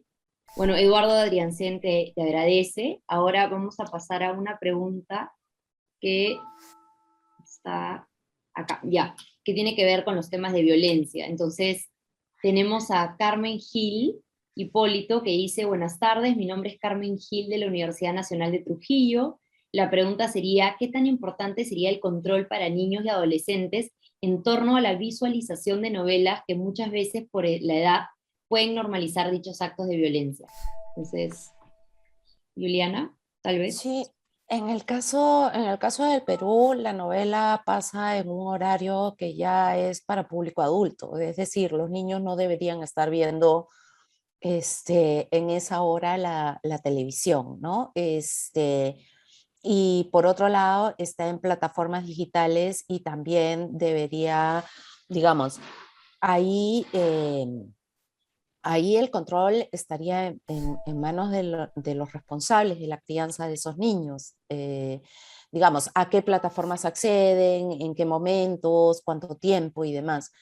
Y en el caso de la transmisión de señal abierta es en un horario que ya no es infantil, ¿no? Es el horario de prime time, y de hecho esta telenovela en particular, ni siquiera el prime time que empieza, ni siquiera la primera hora del prime time, sino a las 9 de la noche, ¿no? Yo más bien, Arantxa, si me permites, quería hacerle un comentario. Valkyria fue una de las primeras que escribió y hablaba, ella hacía la consulta sobre si se podía ahondar en personajes que expresen violencia de género sutil o no explícita. Yo por el tiempo de la presentación no he ahondado en algunos personajes, pero en el caso de Mi vida sin ti hay un personaje que ejerce violencia no explícita, que es el personaje de Pericles, ¿no? La pareja de Xiomara, ¿no? Él más bien lo que trabaja es los chantajes emocionales, ¿no? El yo no puedo vivir sin ti, yo te amo demasiado, no me puedes dejar, ¿no? Y digamos, es un personaje que se mueve, digamos, un poco en las sombras porque hace algunas acciones que van a perjudicar la carrera de la esposa, y cuando la esposa se entera alude a que él no lo pudo controlar, que es que la amaba demasiado, sin ejercer, digamos, violencia física puntualmente, ¿no? Sino más bien como haciendo uso de el sentimiento, el profundo amor, la devoción que le tiene a la esposa. En ese sentido diría, sigue, digamos, o sea, te invitaría a ver la telenovela en las distintas plataformas, y que sigas a este personaje para que veas cómo sí hay ese desarrollo de violencia como más sutil, menos, porque solemos pensar en violencia cuando la violencia es física o hay gritos, agresiones, pero luego tienes estas violencias de género que son como no explícitas o que están escondidas detrás justamente del discurso del amor, ¿no? O en aras de ese amor que se siente, se manejan chantajes, esa sería mi respuesta. Yo querría añadir, en el caso español bueno, recientemente hemos publicado con otras dos colegas y yo un artículo en Comunicación y Sociedad que dirige la coordinadora de OITEL México, Gabriela Gómez, sobre la evolución de la ficción juvenil en España, la ficción española de producción doméstica. Y es una panorámica bastante amplia en la que incluimos todas las ficciones desde el inicio dirigidas al target adolescente, primera, segunda adolescencia. Y entonces es curioso porque en las que están teniendo más éxito en la actualidad, las nuevísimas, yo creo que esto es, como decía antes, respecto al policíaco, pues lo mismo en la ficción juvenil en estos últimos, yo diría yo, 3 años así, en el caso español, un poquito más en el caso norteamericano, está habiendo un cambio de paradigma. Entonces, en ficciones como Élite, por ejemplo, que, bueno, según Netflix, pues fue durante un tiempo una de las más vistas en un montón de países, por tanto, se supone que la han visto adolescentes de todo el mundo. El amor romántico prácticamente ya no existe. O sea, hay como bueno, es como otra etapa donde la sexualidad pues tiene un papel importante y en teoría, y ahí es donde a mí me preocupa más el asunto, en teoría hay una representación promocional de esta mujer empoderada que a veces es posfeminista y para simplificar mucho, por posfeminista entiendo fundamentalmente irreal. Son mujeres de Me Too, son mujeres de influencers, mujeres de las representaciones de los medios, pero que difícilmente encontramos en la vida cotidiana. Entonces, claro, este empoderamiento a veces encubre otras maneras más sutiles de ejercer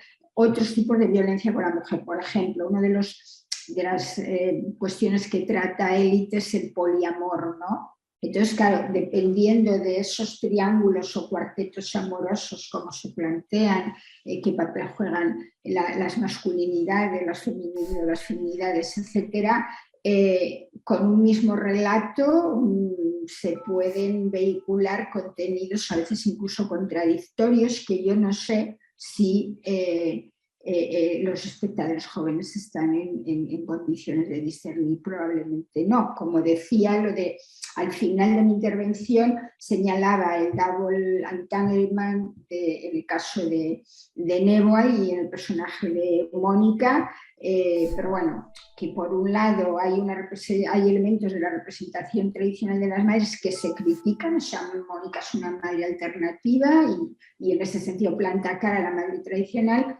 pero al final se le castiga, muere su hija, ¿qué más que ya le puede ocurrir, ¿no? Entonces, eso un espectador adulto probablemente de una manera más o menos reflexiva y reflexiva lo asume, pero un adolescente, el ejemplo que os ponía del poliamor, yo tengo serias dudas por esto. Claro, depende de qué tipo de ficción estemos hablando y sobre todo esta ficción más de nicho, pero que claro, al hablar del mundo entero, lo que puede ser nicho en España para Élite, pues se convierte en audiencias millonarias cuando se ve en todo el mundo, ¿no? Es que de verdad que los retos que tenemos delante son enormes. Tenemos una de Brian, es así, no la he leído. Le dice, para Charo, ¿cree que las formas de maternidad propuestas en las nuevas ficciones conseguirán escapar de los arquetipos dicotómicos virgen-puta en un futuro cercano? ¿Considera que la falta de nuevas discursivas tiene un efecto en los movimientos reaccionarios dentro de la juventud? Sí, yo soy bastante crítica aunque reconozco obviamente pues la importancia de algunos movimientos como el Me Too, por ejemplo, ¿no? No estamos hablando ahora específicamente de eso, pero como decía, estas representaciones feministas de estas mujeres tan atractivas, feministas, perdón, estas supermujeres que pueden con todo, que son celebrities, que trabajan 3 semanas en una película, pongamos que otras 3 preparando el guión, aprendiéndoselo y ganan lo que no nos podemos ni imaginar y no ganaríamos ni trabajando las 24 horas al día durante toda nuestra vida, ¿no? Entonces, el efecto positivo es que desde hace unos años hay una, ¿cómo diría yo?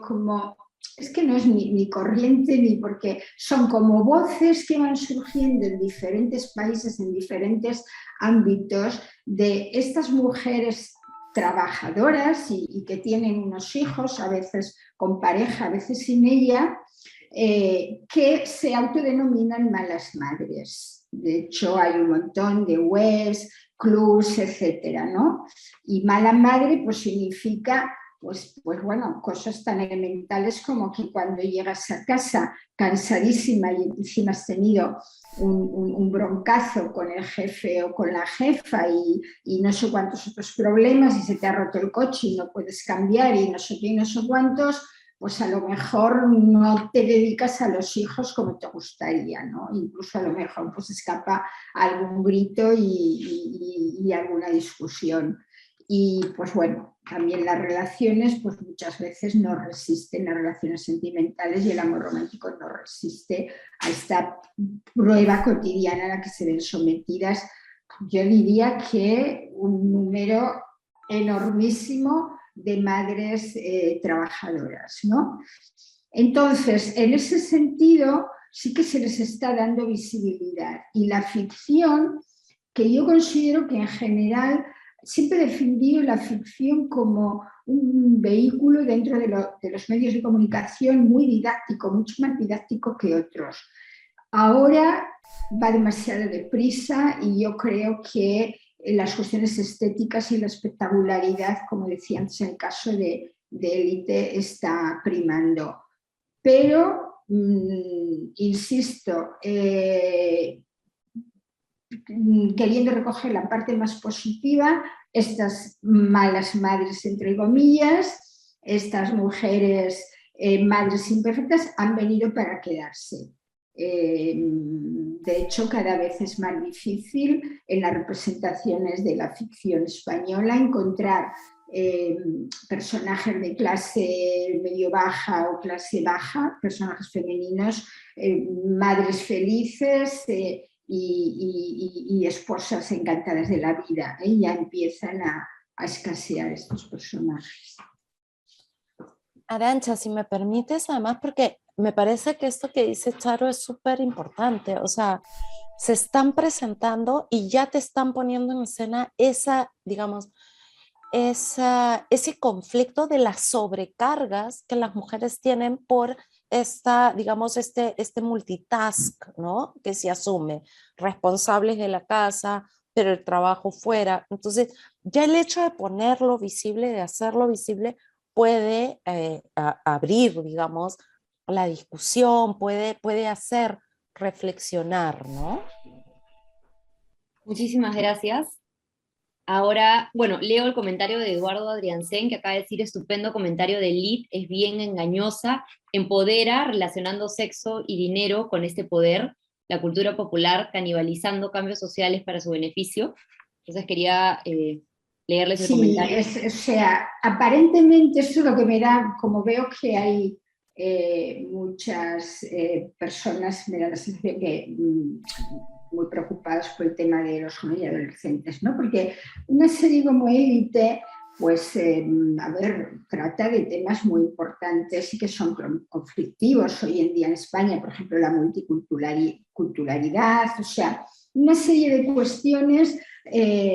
Claro, en este pupurri entre representaciones pues más o menos realistas y otras fantasiosas, esa obsesión estetizante y el poder del dinero, o sea, bueno, es una reedición adaptada a los tiempos actuales de aquellas series de los años 90 norteamericanas, Beverly Hills, etc. Entonces, Élite en concreto, pues es un colegio de élite donde conviven los niños y niñas súper ricos con otros que vienen de entornos pobres que han recibido una beca, ¿no? Pero que al final pues acaban de alguna manera asimilados, ¿no? Entonces, sí, es complejo y yo me da miedo que en un momento dado a los padres es que esto ya les desborde porque, claro, ya no lo están viendo en una pantalla con ellos, ya lo están viendo en su ordenador a la hora que quieren, como quieren y muchas veces pues con estos como diría yo, atracones, este binge-watching, que tampoco no tienen tiempo de procesarlo a nivel racional. Es que se está cambiando. Entonces, que la propia recepción ya cuando, yo lo he hecho muchas veces, no estoy criticando el binge-watching, pero no es o sea, ya introduce otras pautas y sobre todo verte 6 u 8 episodios en un par de días, por ejemplo, es que te saca fuera de la vida cotidiana. Sí, totalmente, y eso es algo que pasa bastante, ¿no? Además, ahora cada vez hay más series que cada temporada tienen 10 episodios, entonces es como para salir de la vida cotidiana durante el fin de semana, ¿no? Entonces ahora, bueno, paso a una pregunta que es de Mervi Jaconiemi, muchas gracias. Dice: felicitaciones por el evento y cada una de las ponencias. Quisiera preguntar cómo se refleja en las telenovelas la inequidad y violencia de género en relación a diferentes clases y segmentos socioeconómicos. ¿Cómo pueden percibir diferentes dimensiones de inequidad cruzadas, o sea, la interseccionalidad? Y luego complementa en otro comentario y dice: por ejemplo, en el caso peruano, la relación de la diversidad cultural a la inequidad y violencia de género. Entonces sería para ambas.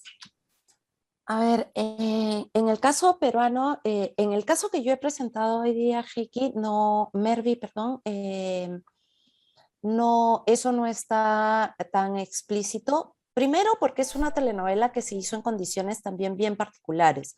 Es una telenovela que se produjo en pandemia, entonces se aisló a un grupo, a todo el equipo técnico y artístico para la realización. Eso permitió tener algunas líneas dramáticas y convocar a una veintena de actores, pero evidentemente no tienen las características de otros relatos. Pero, por ejemplo, hay otras producciones, como en La piel de Alicia, donde sí tenías con claridad distintas clases sociales representadas y en todas ellas cómo aparecía, digamos, las distintas formas de violencia de género, ¿no?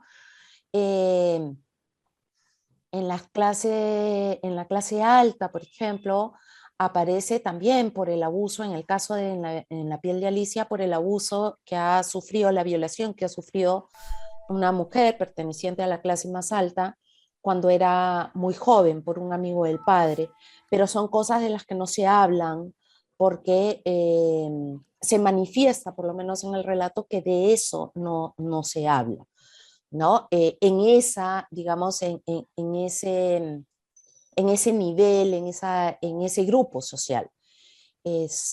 Mientras que en clases medias y lo que podríamos denominar clases más bajas, sí la violencia es como muy visible y combina distintos elementos, ¿no?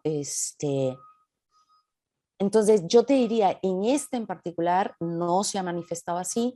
Creo que no se manifiesta así por las características mismas de realización del producto en plena pandemia, pero en las anteriores que hemos estado observando sí encontramos que es una problemática que atraviesa los distintos niveles socioeconómicos y que de alguna manera también genera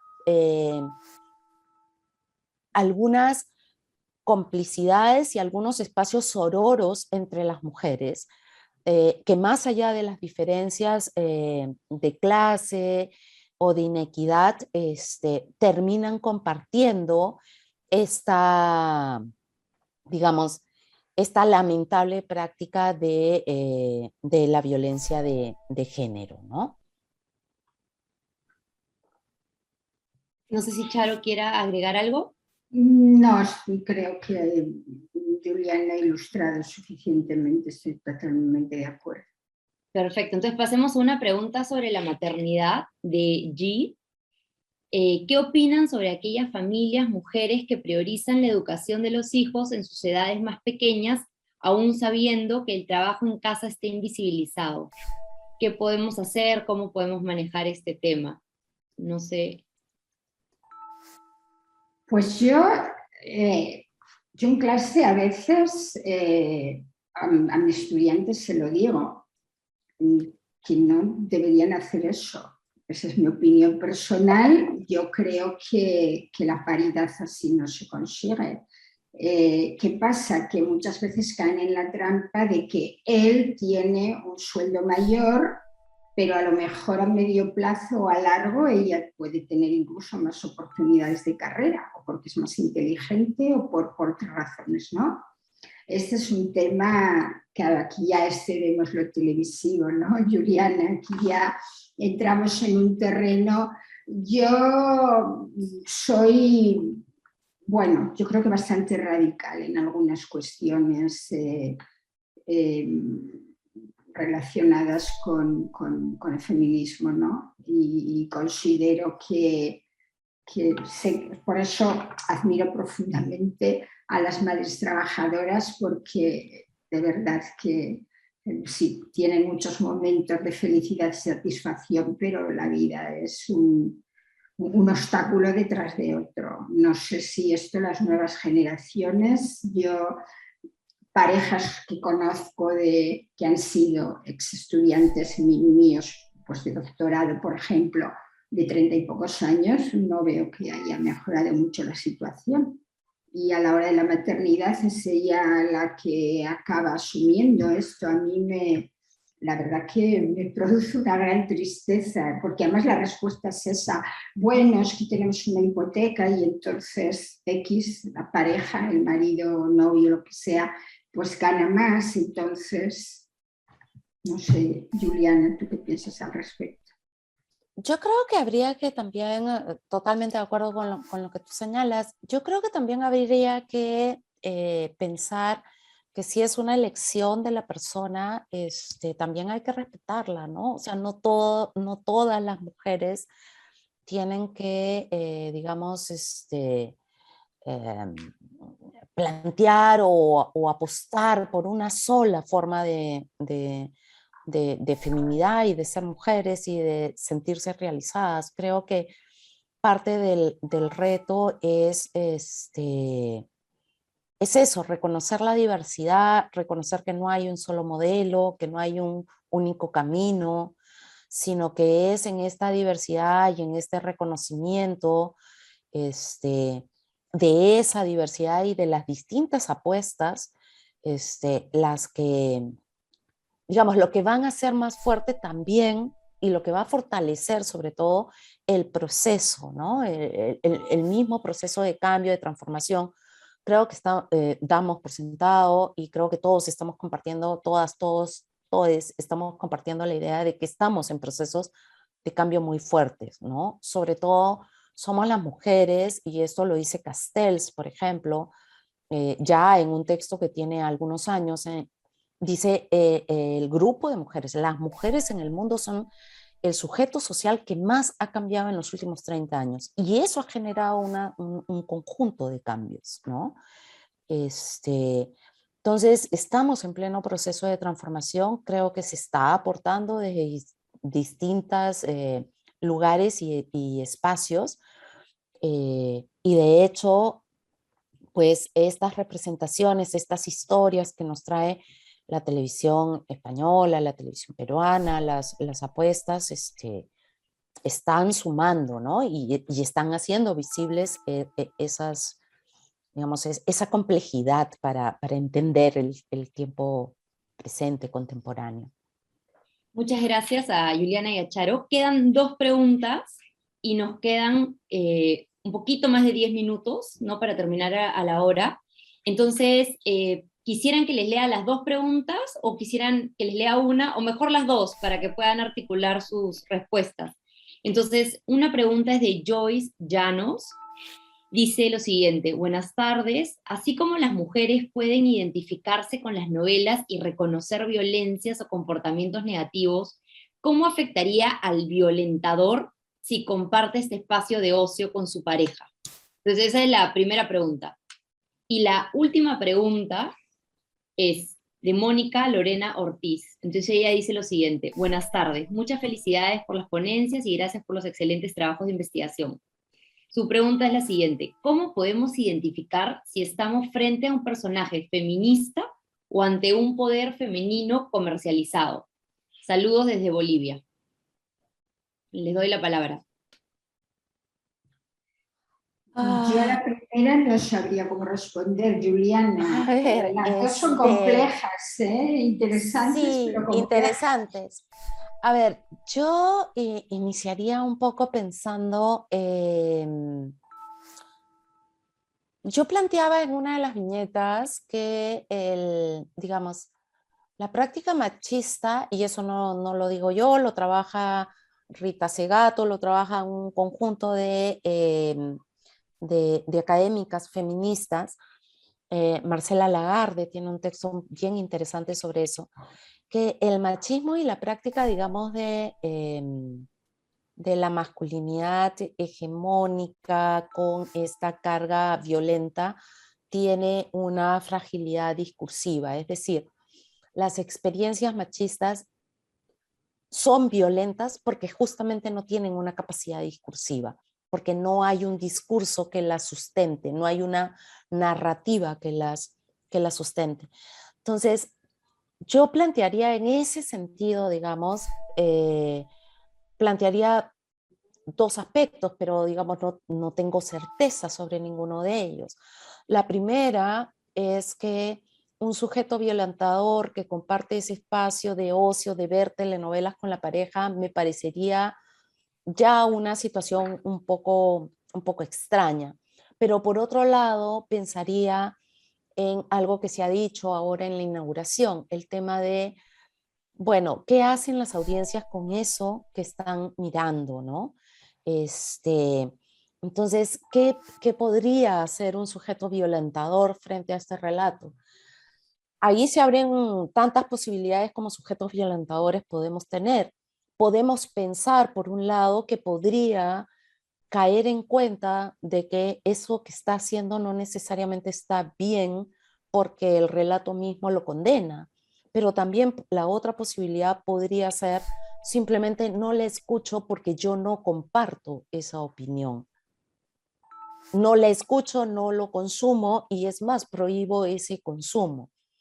El consumo de telenovela, habría que señalar además, es un consumo cada vez de pronto más privado porque ocurre en espacios muy íntimos. Ese consumo de los años 60, de los años 70, del consumo familiar, todos alrededor del aparato televisivo en el centro de la sala, cada vez es menor. Primero porque hay más aparatos televisivos en las casas, luego porque hay más tablets y teléfonos celulares, y en tercer lugar porque cada vez la experiencia de consumo se atomiza, ¿no? Y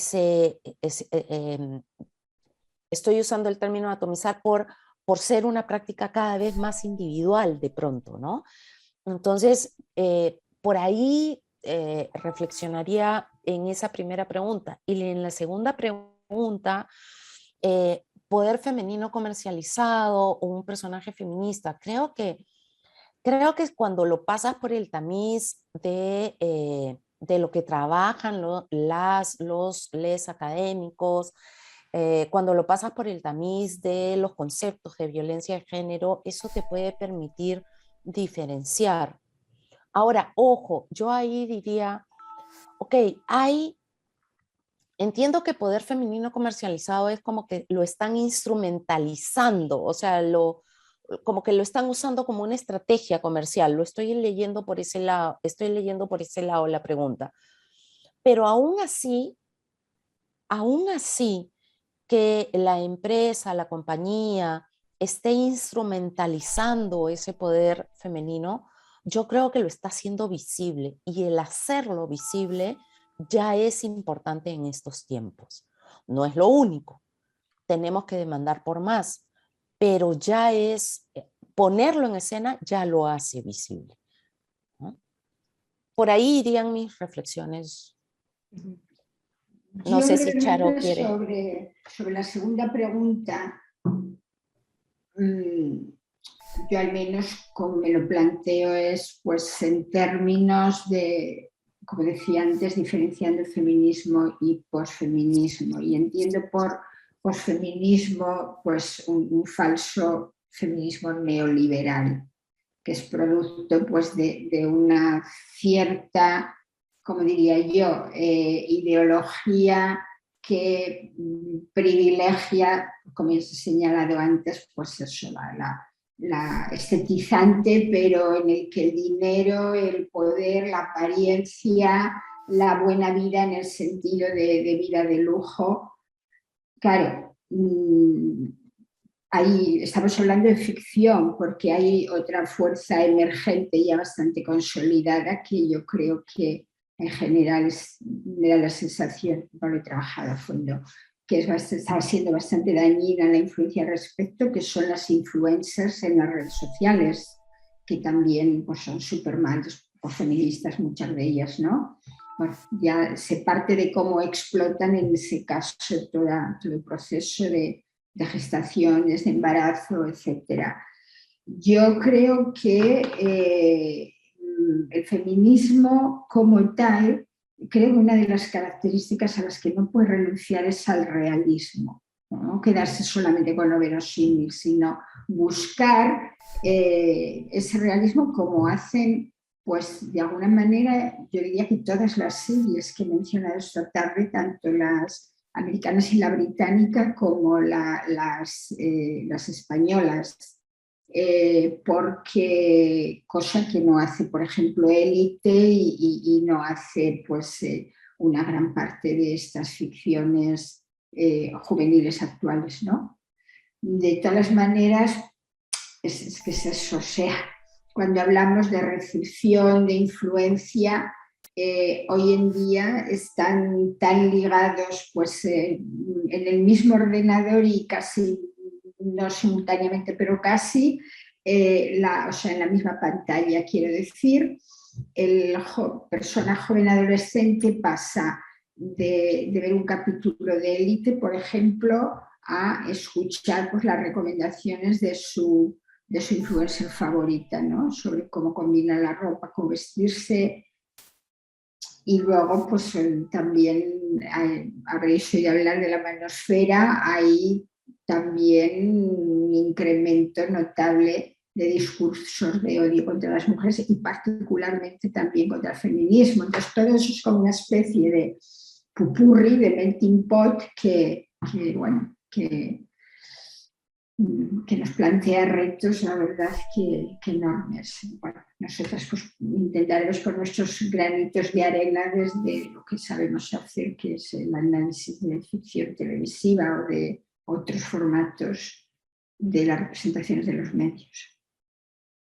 Muchas gracias a Charo y a Juliana. Solo quiero leer un comentario que nos hicieron por Facebook, porque es de una persona sobre el Perú. Entonces solo voy a leer ese comentario y ya con eso lo vamos cerrando, que ya estamos con los minutos. Entonces es de Kate Soto. Ella lo que comenta es: esta figura del empoderamiento neoliberal multitasking también ha tenido repercusión en las mujeres peruanas que responden que no consideran acudir a denunciar porque pueden resolverlo solas. Una respuesta que empieza a tener cifras más altas sobre la respuesta de miedo, vergüenza o desconfianza a la autoridad. Esto lo dice en base a la base de datos ENDES 2019. Entonces creo que lo que está haciendo es comentar, ¿no?, en términos de violencia y este multitasking.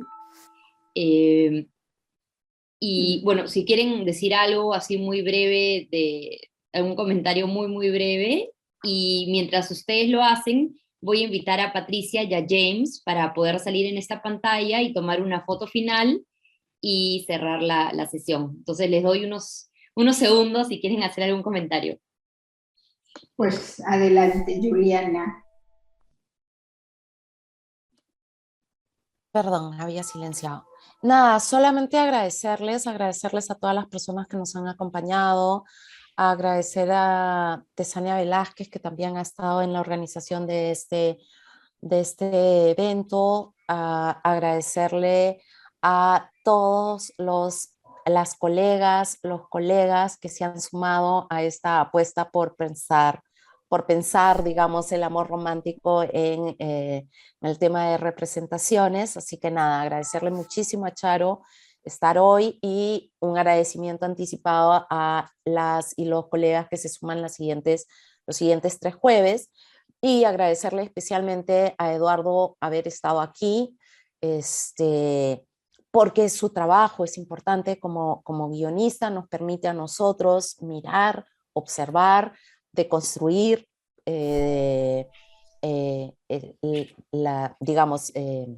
los productos audiovisuales que se están haciendo, y nada, eso.